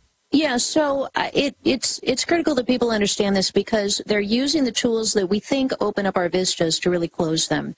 And you've mentioned StartPage, which is the private search engine that I helped to develop that lets you get to Google results without actually being tracked and monitored by Google. And it breaks you out of the filter bubble because when you go to StartPage, let's say you search for Monsanto, we give you just the generic Monsanto results because they don't have your tracking cookies and your history. They don't even know who you are. So they have to just serve you the generic results. So sometimes it's interesting just experimentally to go and see what does Google consider to be the generic results on topic X. And remember, even if you turn Google off and say don't have cookies, they break that on record. And I mean, this is a criminal group. Yeah, no, it's wild. And this is what they do. They figure out ways to get more information than you know that they're getting. I mean, that's what they're brilliant at. But the other thing I want to remind people, and we don't talk about it very often when I come on the show, but Ixquick, which is IXQUICK, Ixquick.com, returns search results from everybody but Google. And the reason I really like Ixquick is that there's times when you know that you're not getting the result you should be getting, or you're not being told something you should be getting told. And if you look on Google, you don't find it because they know your history. You go to Start Page, you don't find it potentially because Start Page is giving you Google results, which we get from Google. We just strip out the privacy stuff, but we're giving you a straight feed from them. And then if you're not finding it still, go to Ixquick, and I have found an incredible result. When I go to ixquick.com and I search for something that I'm just not finding, all of a sudden I get all these links and results, like the whole first page is different. And I'm like, where has all this stuff been all my life? Like, where was this hiding?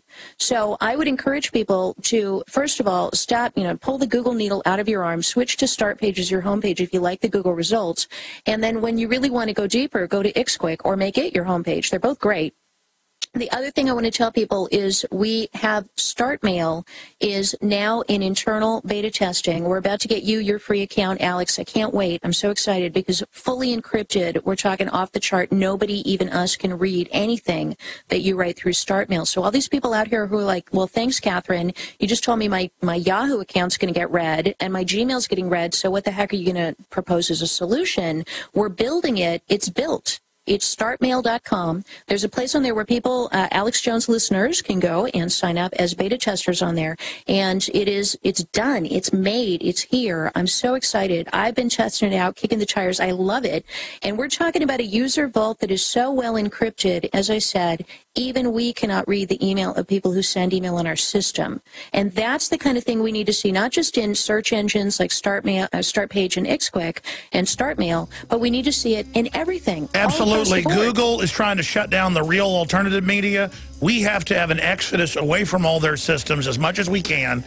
They're like half the web now, so it's hard, so that we build alternatives to them. They are forcing us. Necessity is the mother of invention. Katherine Albrecht, we'll talk to you again very, very soon. Thank you so much. Thank you, Alex. Always a pleasure. Always a pleasure having you. All right, we got Richard Belzer coming up, and I'm going to recap the top stories and hit some breaking news. The ever-watchful eyes of Google are upon you. Ever watchful, ever waiting, ever staring, a lidless eye wreathed in flame.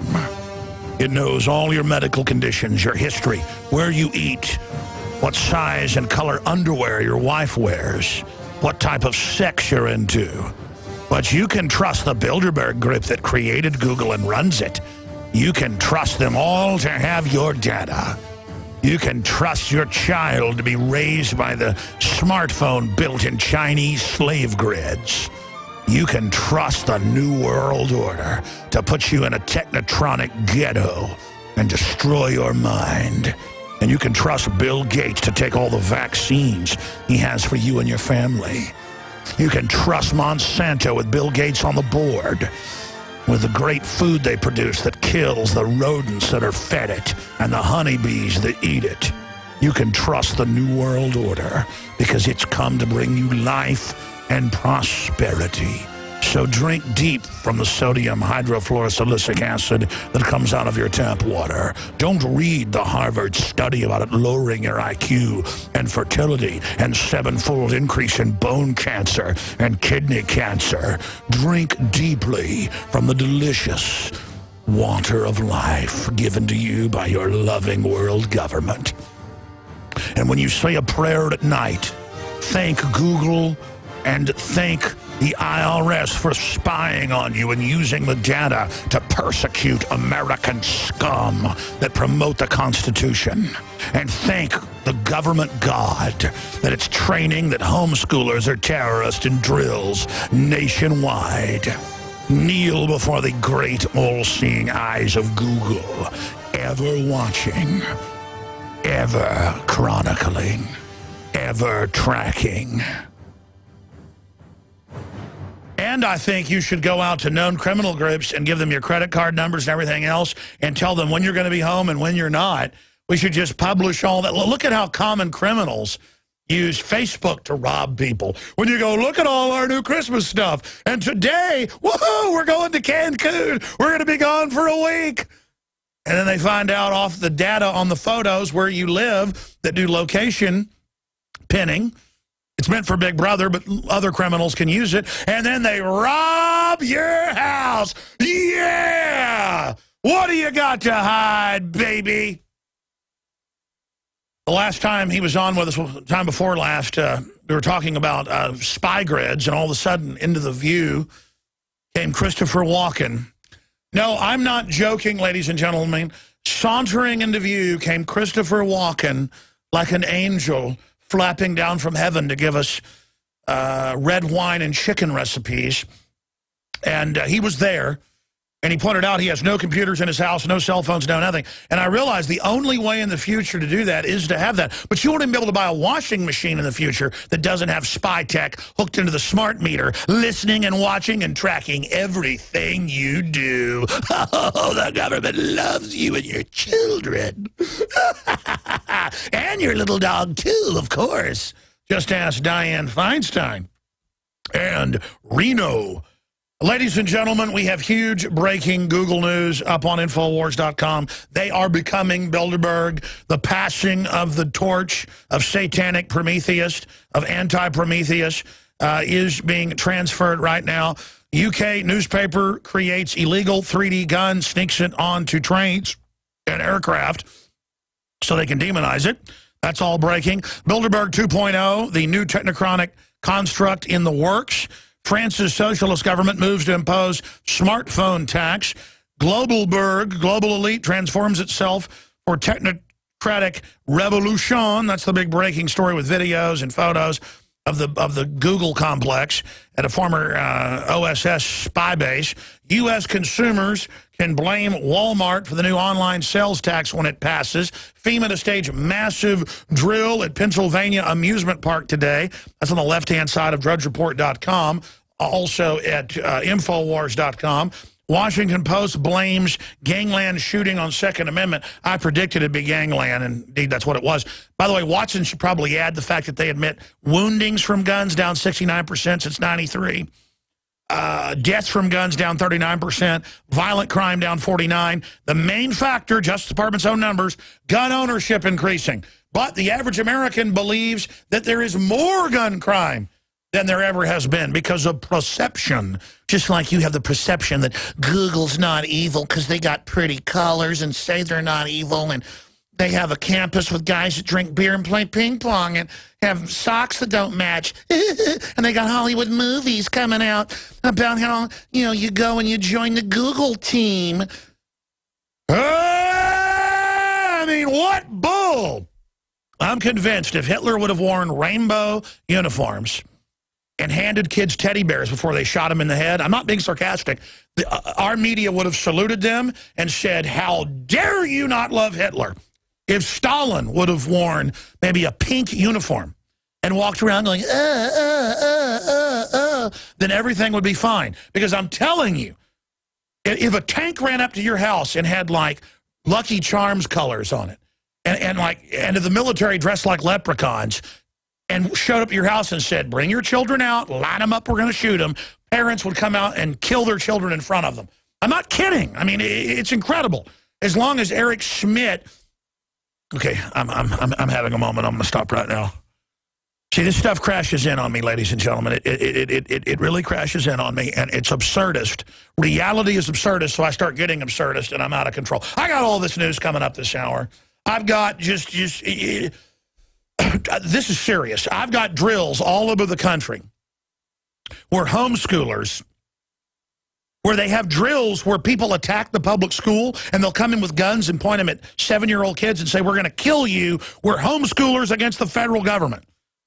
In Michigan, you name it, and then the parents freak out and they go, well, we're sorry, it's a federal grant to do this. They just had another one last week, unannounced, and I'm not just saying this for effect, it's true, with people going to the bathroom in their pants when men come in and say, we're going to kill you, and they engage in massive re-education camp behavior in America. The schools are re-education camps. Richard Belzer, of course, is a researcher and is author before he became a movie star and TV star. And BelzerBook.com, ibells.com. His new book went on the New York Times bestseller list, and I think it's the best JFK book out in over a decade because it chronicles all the witnesses that were killed to cover it up. And that's the real proof of what happened, but we're not so much getting into that today. He was on with us for like an hour-and-a-half extended overdrive interview, because I always go to guests late, because I want guests, but then I also want to be able to talk, so it kind of split it up. And he was there when the bombing happened, and we basically predicted everything that would then unfold, that there'd be drills, that the patsies would be connected to the NSA and CIA, all of it. But who would know that we would route the story so quickly and it would blow up in a spectacular fashion? So you've heard my Google ranting. You've heard my all of it coming out here. I am in overload. I mean, my brain has already been rewired, man. And let me tell you, it's wired against this stuff. A lot of people get rewired to, like, submit to the tyranny. I'm wired into the tyranny, but it's like torture, you know, pain amplifiers or something. But it's not really like a pain. It's more of a enraged aphrodisiac of like a caged animal struggling against his incineration. Do you see what I'm saying, Richard Belzer? No, I see exactly what you're saying. The synaptic aspects of our brain are being overloaded with information that people like you and I have known for a long time, and we're frustrated when we try to tell other people.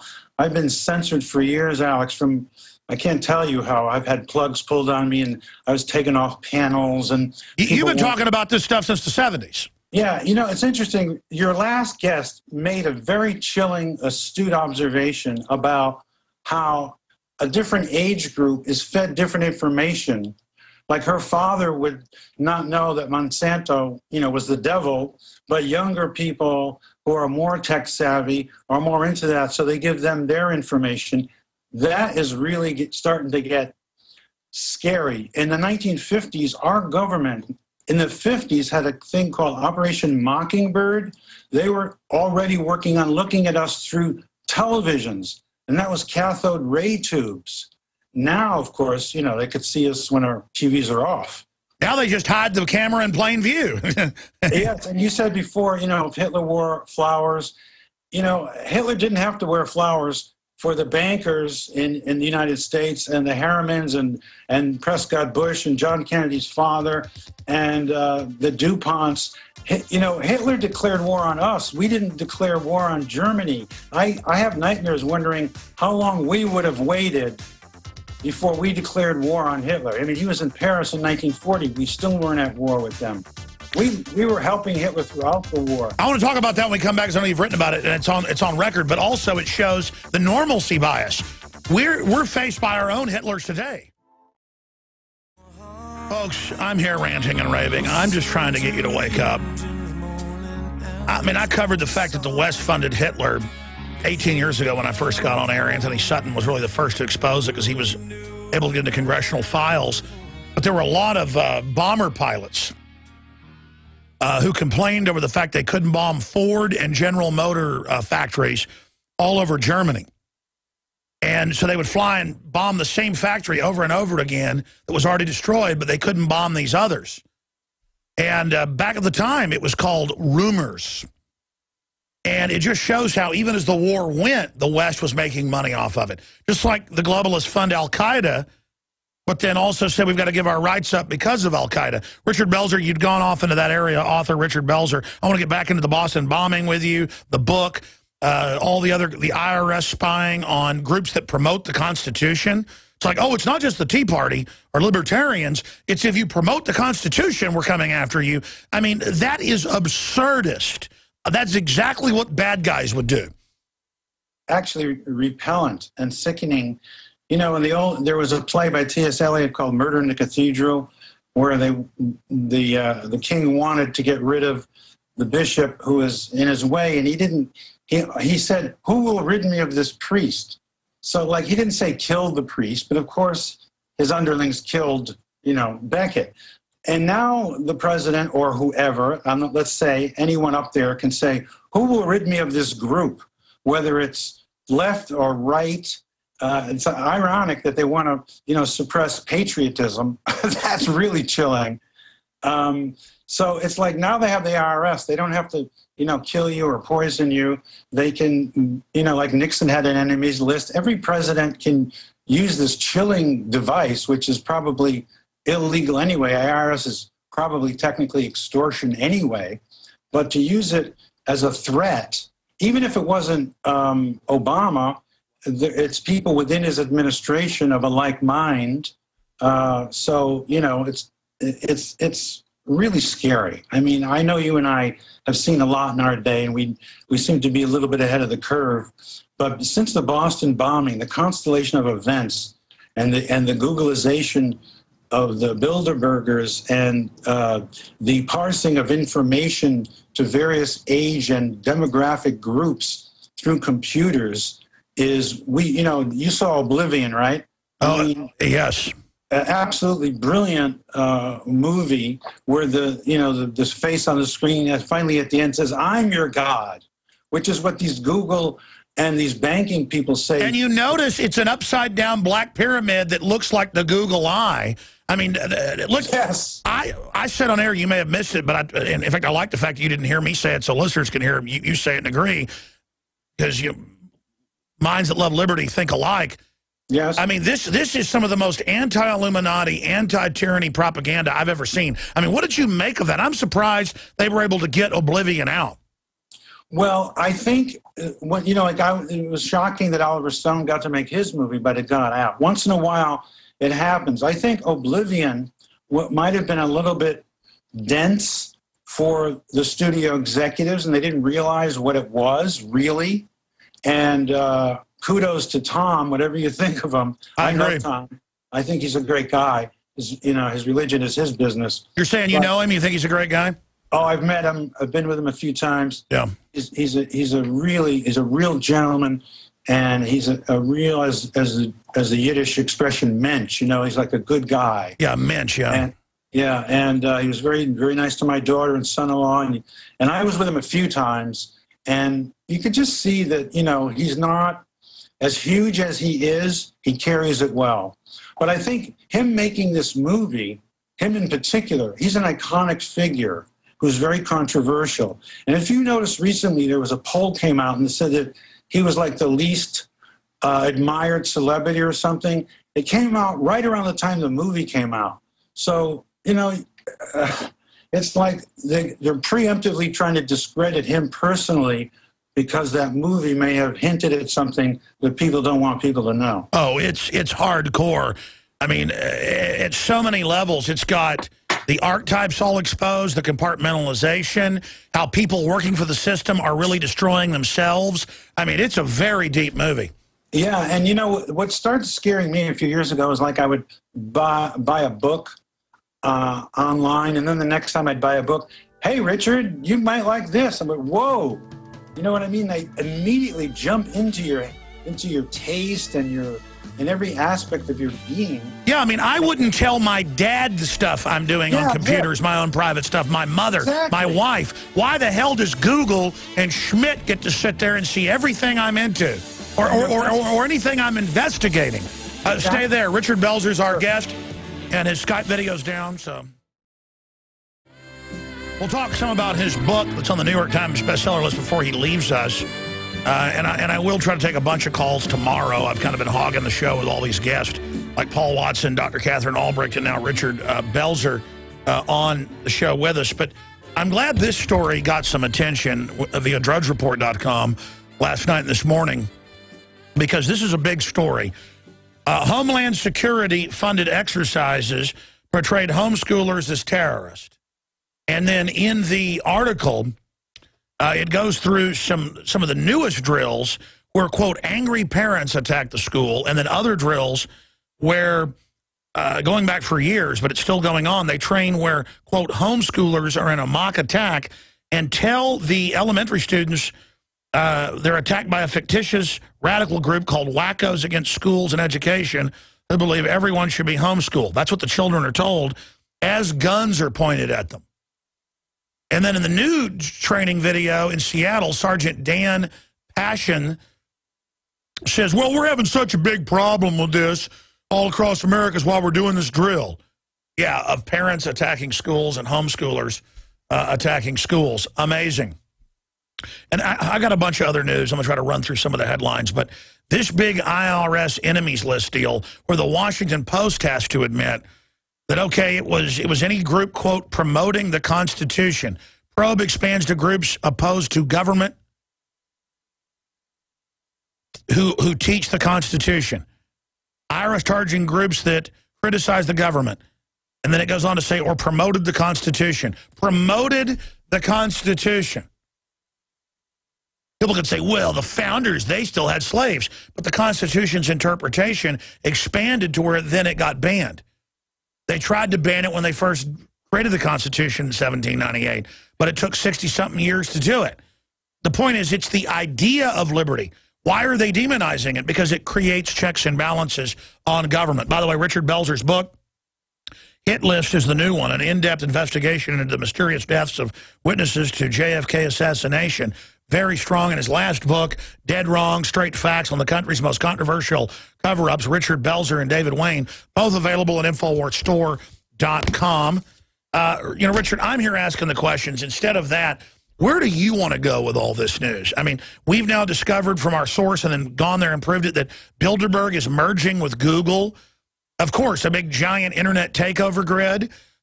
You've got the best of times, worst of times. People are really waking up, or they're getting deeper into the trance. You talk to a lot of heavy hitters. I'm seeing, you know, incredibly demonizing messages out of Hollywood for liberty, but also a lot of positive messages. In fact, more positive than I used to see.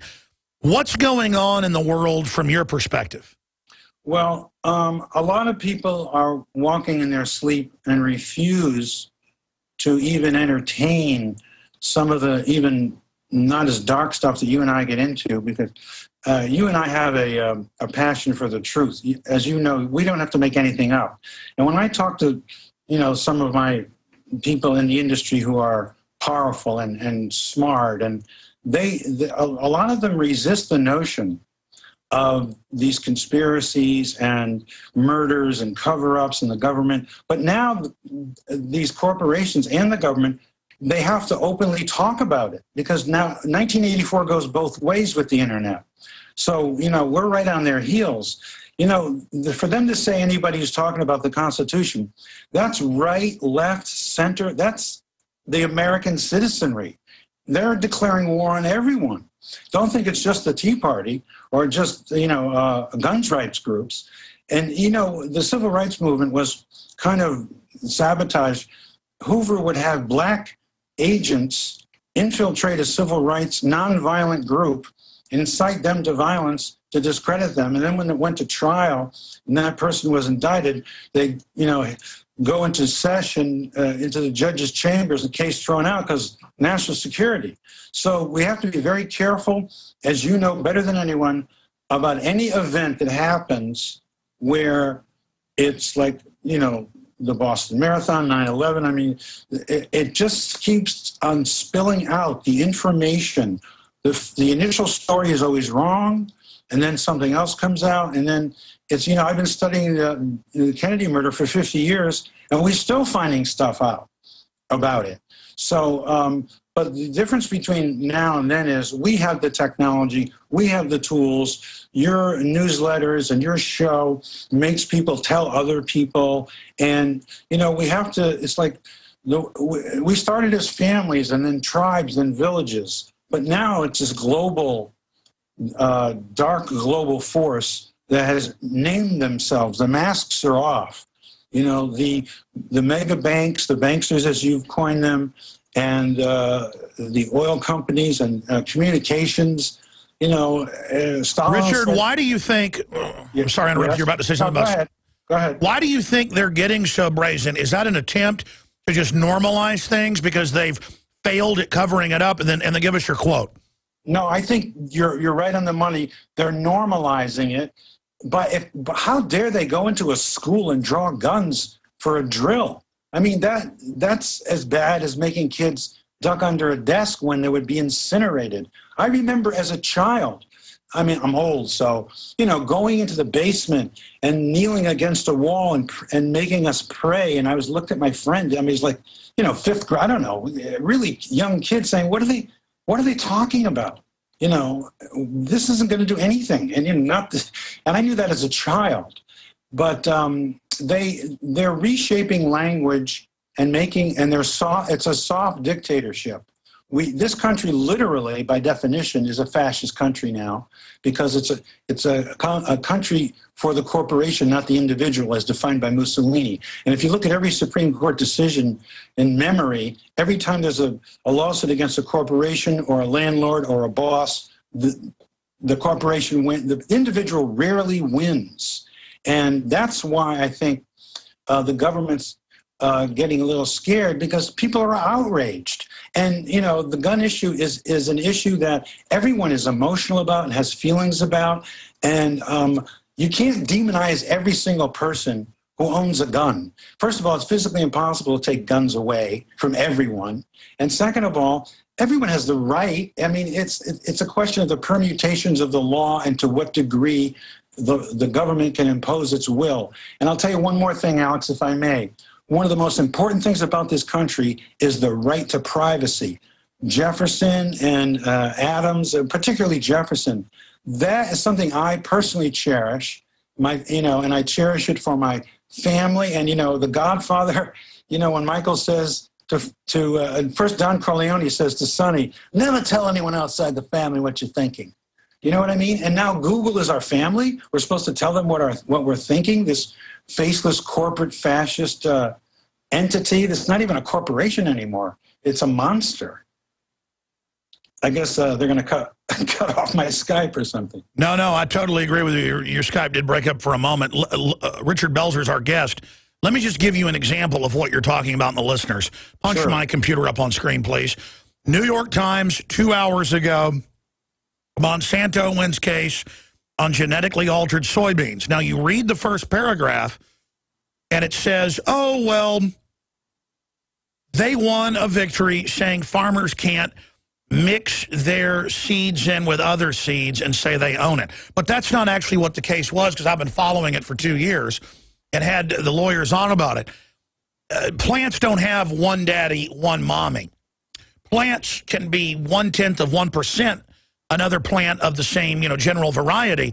And so Monsanto pollen, whether it's corn, soybean, you name it, blows around, and you get some of its genetics into other people, and they can go prove, I bought my seeds here, they're heirloom, they're not Monsanto. Almost every Mexican corn variety, there's thousands, has been infected by one form of BT corn. Now, Monsanto then goes and sues the Mexican farmers, sues the canola farmers in Canada, sues the soybean farmers in North Dakota. They go and pull the plant, test it. They go on your property and say, it's 1% Monsanto. And you go, but I bought the seeds. Well, it doesn't matter. You infringed on our patent when they're the ones that have dumped toxic waste on you.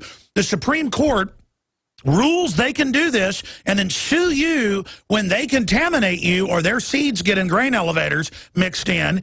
And then the article deceives and makes it sound like the people were stealing Monsanto seeds. Now, is that not, Richard, incredible? Well, to patent food, Alex, that's where riots start.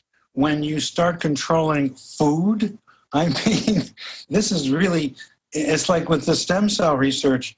I don't think there's anything wrong if a woman gives birth and she donates her umbilical cord and someone can use the cells from that to regenerate their heart or to help, an injured spine. There's nothing wrong with that. But in America, in this country, there's 5 patents on stem cells. You can't use the whole stem cell. You can only use factors of it. It's crazy how these corporations are actually getting into our cells, into our food. Oh, it's worse than that, Richard. As you know, they ruled, 6 years ago? People can type it in. People will go in for cancer gene treatment, and they'll say, oh, well, you gave a blood donation at this blood bank 20 years ago. A company bought that. They type tested and then patented your individual protein structures. You have to pay $100,000 extra to have this now. They own your genetics. Yeah, there's a famous case of a woman who was used, they used her blood, and it was used in a way that it was introduced and so like thousands of other people have an element from this woman's blood. They didn't tell her, they didn't tell her family. They only found out later. God knows what, you know, if God forbid, if you have to go in a hospital and, you know, they draw your blood and they take tests, where does that information go? And Alex, I don't mean to be morbid, but my sister-in-law went into the hospital last November and died of something she didn't go in for. You know, and it's like she got an infection in the hospital, and on her, I wanted my brother to sue, and on the death certificate it said, unidentifiable, undiagnosable causes. How dare they to protect themselves from libel? So these people are lawyered up. They twisted the law on torture. Exactly. So where does it all go? We're ready to give up all our rights because of 3 people dead at the Stage Boston bombing. We've got a government with a history of it, but then it's bad to say, hey, they may have done it again, even though they're known perpetrators. And then you've got, let's be conservative. Sure. 500,000 people dying from flesh-eating bacteria or hospital staph infections a year in this country alone. It's growing. You've got from 1 in 25,000. And, of course, my number's higher. They say like 200 and something thousand die from it, but the numbers I'm getting is they keep lying on the certificates. It may be 3 times higher. So when I say 500,000, the number may be like 1 million. It's kind of like adverse effects from vaccines, maybe 1 report out of 100. So they say it's 290-something thousand from flesh-eating bacteria or other infections that are caused by these hospitals. So let's just say it's 1 million. I just said 500. People say, where do you get these numbers? But it expands on that. You've got hundreds of thousands from drug interactions, hundreds of thousands from mistakes, but no one's fear-mongering, hey, the hospital's deadly dangerous. They're not going to fix the problems. They just paper over it. So how far can the BS go when the establishment's lawyered up, but that still won't protect them from reality? Well, this is why our heads are exploding, Alex, because we know that people are giving up their freedom unknowingly. People are self-censoring. That's the most chilling kind of censorship to me. When you think of something, you say, oh, I better not say it. Self-censorship, that's how scary things are, how repressive. But fortunately, we have the internet, and you have your show, and you're reaching millions of people, and we just have to keep beating the drums and protecting our families and getting real personal, because the macrocosm is so overwhelming. People, it's so complex and overwhelming that people can't really wrap their brains around it. That's why your show is so important, and I want to volunteer. I'm going to France. I'd like to be your check in once in a while as your French correspondent and let you know what the European papers are saying and absolutely. Look, when you wake up at 7 a.m. or 6 a.m., whatever it is, and you're lying there awake, or when you're get home at night and you're laying in bed, you're meditating, you're thinking, where do you see things going in your mind's eye? 35, 40 years of researching this. Where do you think it's going? I have to tell you, Alex, I'm almost at a loss for words, because I'm deep into my Kennedy research, and I'm finding things out that I thought I should have known. And now this stuff is all piling up, and it seems like things are speeding up towards everything that we feared, but it's disguised through corporations making it soft kill. And I think I see it all going really dark unless we, the people, exactly, just shooting back nonviolently through information. Well, see, that's my frustration. Exactly. I feel people call in and thank me, or you're thanking me, and it's actually torturing me, because I will be calm at night or calm driving into work and have a million points I want to make that are so piercing and important to warn people, right. And then I get on air, and and we cover most of it, but still you're on air and you lose part of your IQ or whatever. But my point is, we're not doing enough. I mean, I know this is super dark and bad. I know it's accelerating, and I feel like I should be doing more, Richard, but I don't know what that lever is to get us out of this. And then as things get confirmed, people say, I bet you're feeling pretty good. Everything's coming true like you said it would. And I'm like, no. Hey, I bet you're feeling good. Your show's getting bigger. Hey, Richard, your book's on the New York Times bestseller. I bet you're feeling good. And you're like, I guess in a way people are waking up, but no. I mean, why? It's like, it's what, Alex? I think part of the solution would be a film and documentary. That's very powerful stuff. And, the way to do it is through popular entertainment. That's how people learn. And, you know, some documentaries have had some very chilling, Thin Blue Line and Silence in the House of God. There's certain documentaries, A Fog of War. So I'm working on one now about the 50th anniversary, but I'm going to tie in the Nazi connection and our history since World War II. It's going to be very expansive. And I wouldn't mind interviewing you, and then you have approval over what I... Oh, I don't care, whatever. No, man, I trust you. I mean, hell, I let the enemy interview me. I mean, they're going to do what they're going to do. No. That's true. No, but what you're doing the right thing. TV, internet, radio, newsletters, your films. It's just keep pounding away. You know, it was a handful of guys in a room that started the American Revolution, and they were all rich landowners. So, you know, but we have technology. We don't have the millions of dollars in the slaves, but we do have technology as one of our weapons, and we just, you know, loud and clear, loud and clear. Well, again, freedom for one group at first, then it spread to others. That's why freedom is everybody's greatest possession. Richard Belzer's our guest. We're kind of doing a ghost dance here on air, but I think this ghost dance is going to turn out good if everybody takes action. Richard Belzer, we're going to do 5 minutes overdrive and let him get out of here. And yes, I would love to have Richard Belzer pop in with reporting. You know, the main reason I got you on, Richard, was to get your take on the last time you were on was 3-4 weeks ago, the day of the London bombings. Not the London bombings, I'm thinking about 7/7 being a staged event, back when I covered that, where they had a drill. The Boston bombing. And we said, watch there be a drill. Watch there be a standout. I mean, we said it may be real, but if this happens, look at it. And then the way the FBI came out and said, don't look at any other photos. What is your take on the Boston bombing?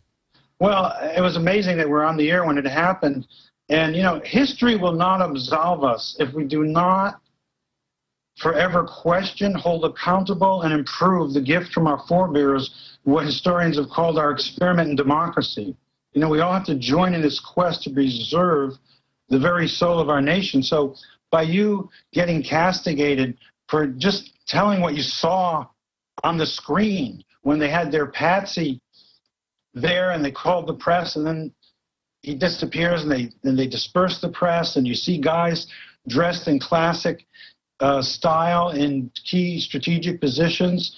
You know, you don't have to be a crazy person or a detective to see that the government's handling of the information initially and thereafter became more and more sparse and condensed and marginalized anything on the edges. Oh, they were acting desperate and running scared. Like, don't look at those photos. Don't look at the drills. Don't look at anything.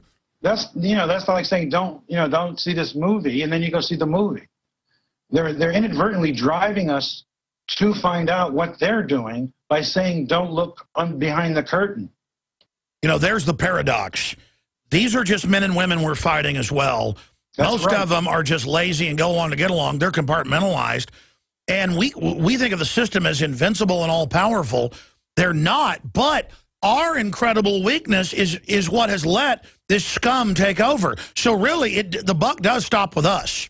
It does, because they're really good at making the citizenry go after each other over petty political things, when the big picture is there's no political party.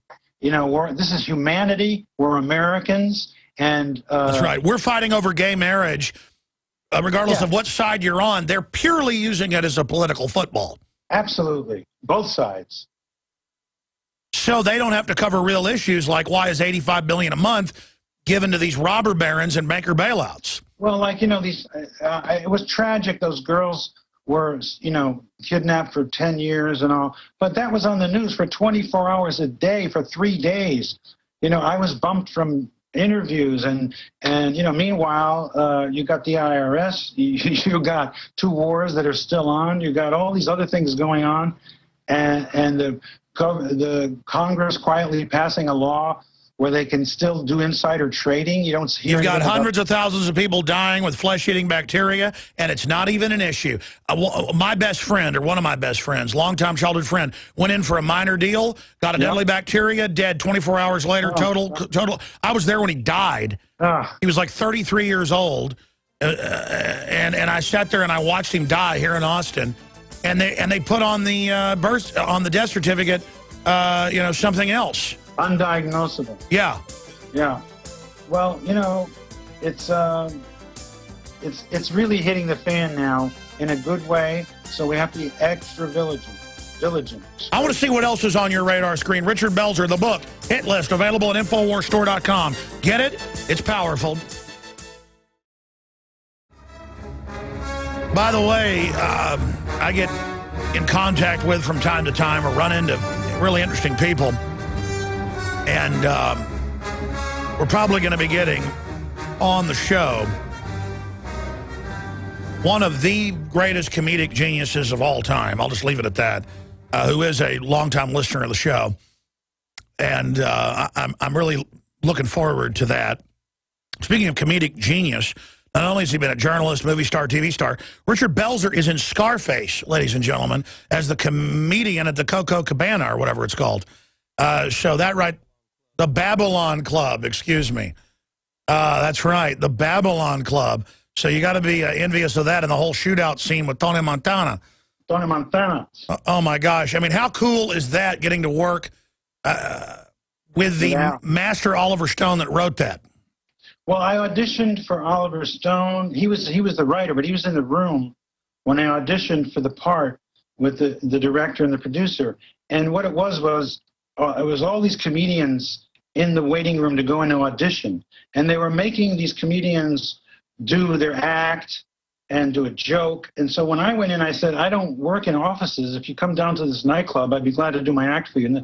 And the producer said, no, Richard, just do your act. You know, like I saw you do in the club the other. I said, with all due respect, I can't, this is not where I do my act. And they were like all looking at each other.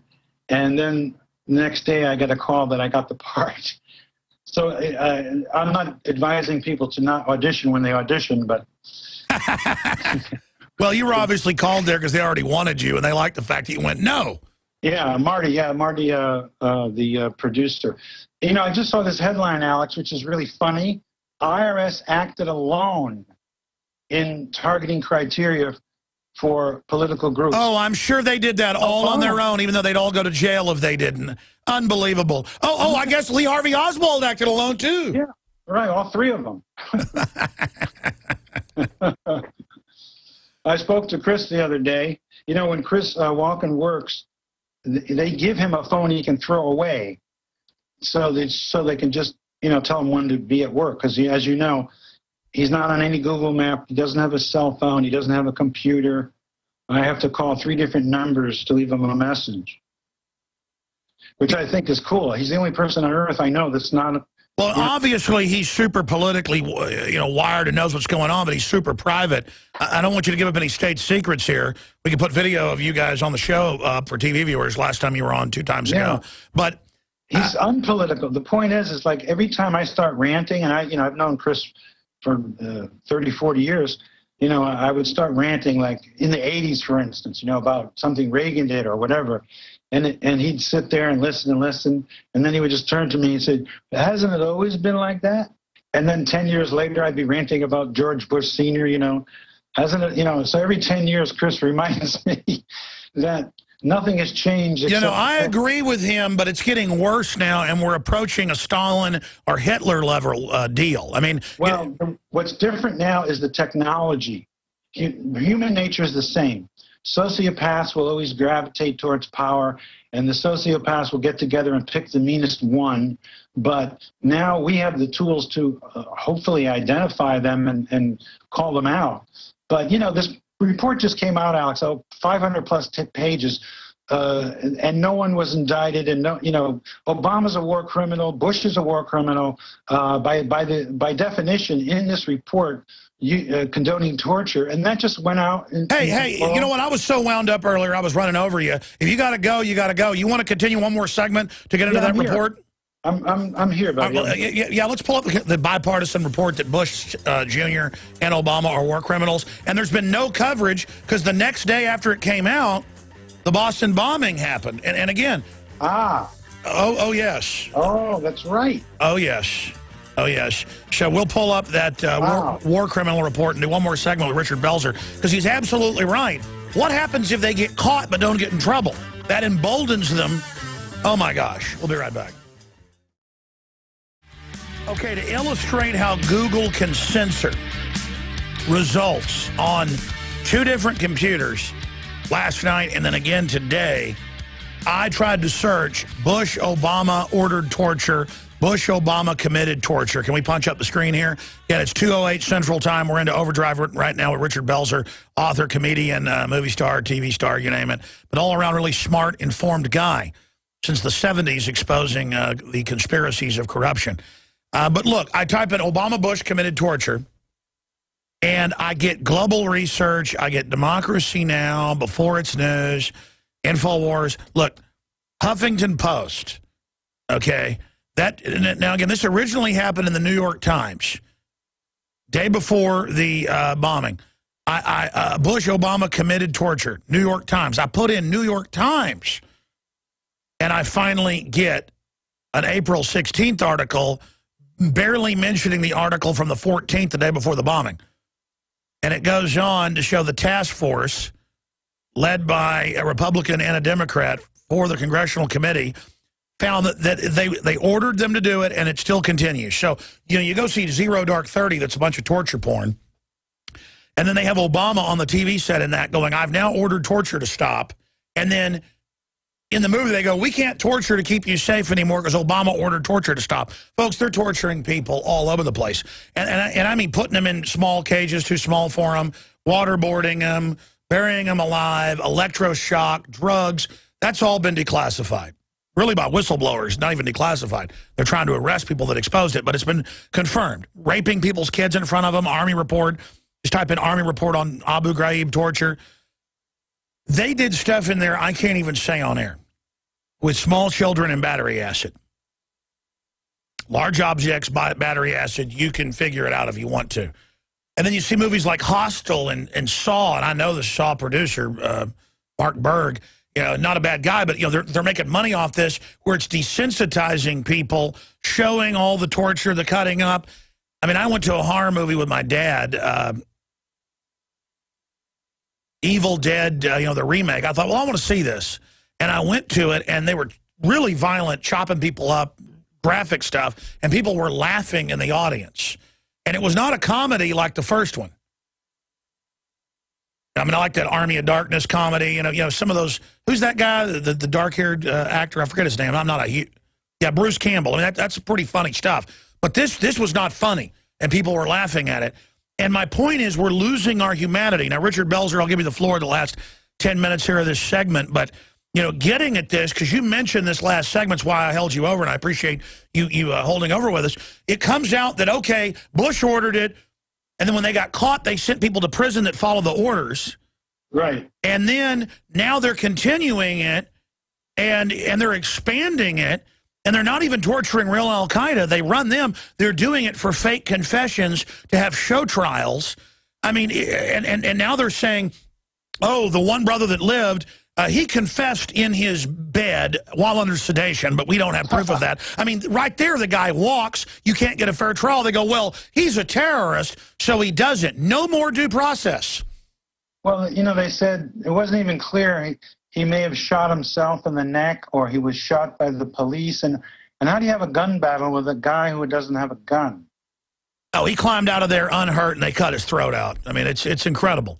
And we're supposed to believe that he confessed. You know, it's such an insult. That's why, you know, you and I probably get part of our anger is the patronization and the utter contempt for the American people. The founders felt that an informed citizenry was really a key to, you know, picking your leaders. And they've really bastardized and diluted. You know, our country was a great idea, but it's been appropriated by these thugs who now have technology on their side. That's why we have to be really vigilant. You know, like you said, you know, our refrigerators now know what we eat. Jesus, I mean, God. And you have a groundbreaking, multi-year investigation, bipartisan, whistleblowers risk their lives. And they go, okay, you tortured, you ordered it, you're war criminals, it's indisputable, premeditated, you lied, and they don't get in trouble for that. Benghazi, IRS gate. I mean, these people make Nixon, it's just incredible. I mean, how much can they get away with, Richard? Are they above the law? Well, literally, yes.